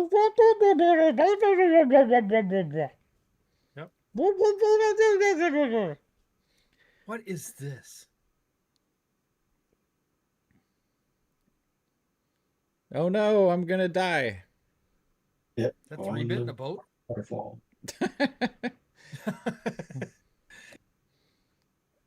He lost his potato. Tale of the Stolen Potato. Game Pass. I love me some indies, but Kingmakers. Oh, this game actually. This is out this week. Yeah. Oh, early access. Yeah. I didn't know this was coming out this week. Early access. What? Coming to PC this Wednesday for 20. Well, they didn't have list the price. I'm assuming it's $29.99, but it could be as high as $59.99. But remember, it's early access for Kingmakers. This is the game where we have modern day technology, Yes. and we go back in time and just fuck shit up. Freaking Right? dope. Yep. Yes. Yeah. Such a fun concept. I mean, this game is just like, let's make pure fun. Right. And That's all it is. Yeah.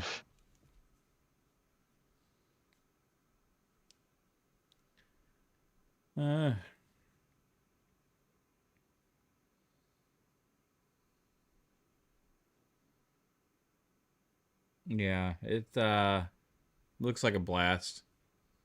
Yeah. How much is the early access, Fuzzy? I just like Steam. They didn't list the price. I'm assuming $29.99. And that was it. That's it for this week.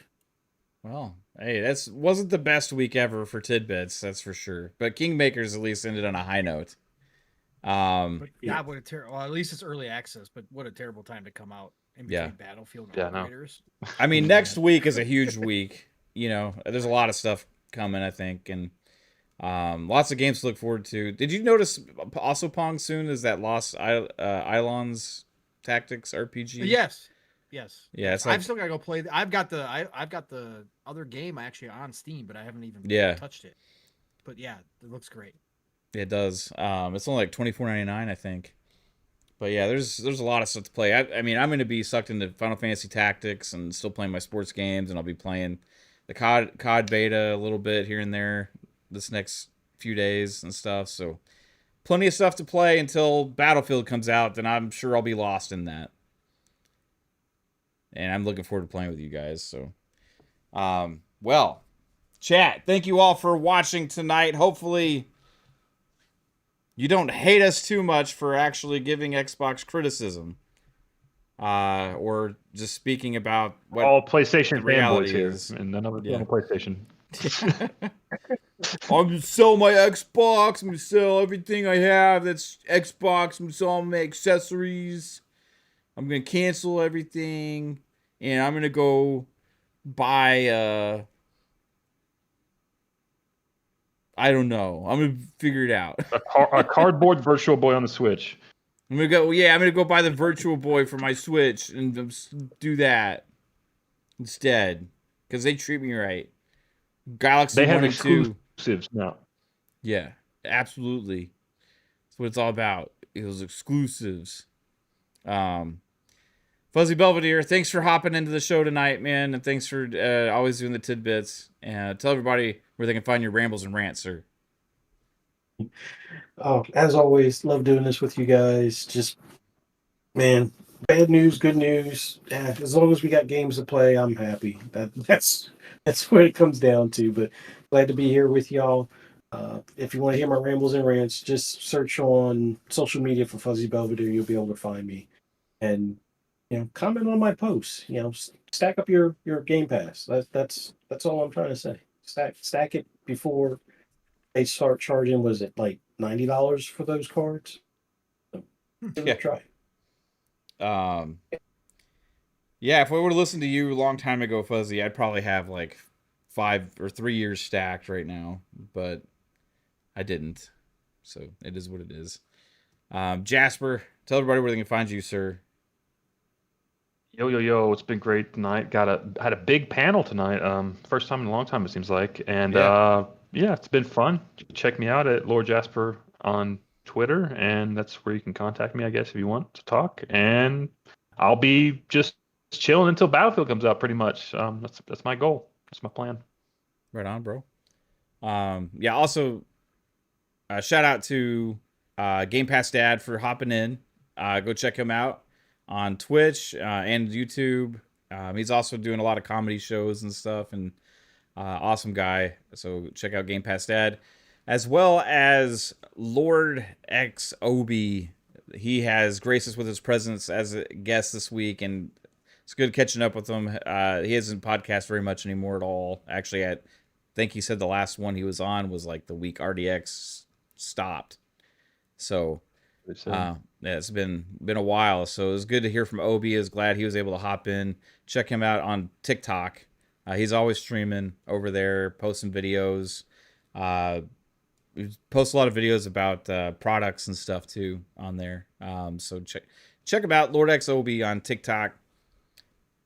Pong Soul, what about you, sir? Where can everybody find you?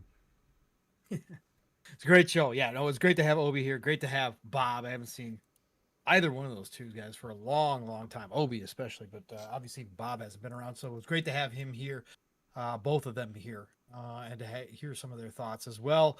And of course, you brothers, awesome to have Jasper wind up coming down from space, and of course, big time Hollywood. Fuzzy Belvedere coming in from LA with the makeup still on and fresh off the set. So it was great to have you all here. And of course, Mav, great to hear your thoughts this week too, brother, because obviously we don't get to talk as much as we used to. And yeah, kind of a wild week, man. So chat, thank you all for being here. I'm glad you enjoy it.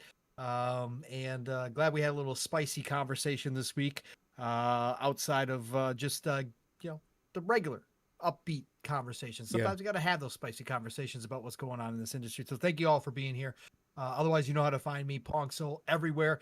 No show on Sunday because PTK Blam has got his own stuff going on this week. So enjoy your weekend. Have a great Friday. Have a great start to your weekend. And God willing, I'll be back here next Thursday for another episode of the Not PM the PM Ultimate Fam Damley Super Stupendous Fam Damley. Show. Thursday nights. Yeah, fam damnly. So anyways, everybody, it is the golden age of gaming. So please get out there and enjoy some extra gaming for me, since I don't get to play as much anymore. But whatever you're doing, play what you love. Love what you play, and I'll talk to you all real soon. Mav, get us out of here. Right on, man.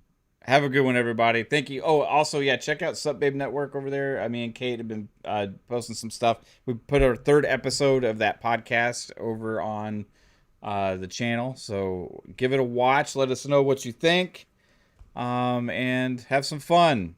Yeah, don't let all the upset stuff going on out there affect your gaming fun. There's still plenty of things to play and stuff, and enjoy your weekend, because there's so many good games right now. Play Final Fantasy Tactics. If you like strategy games, if you like JRPGs or whatever, play Final Fantasy Tactics. It is on my Mount Rushmore of for games of all time, and it's living up to that. I'm replaying it now today. So anyway, peace out, everyone. Have a good one. Take it easy. Bye.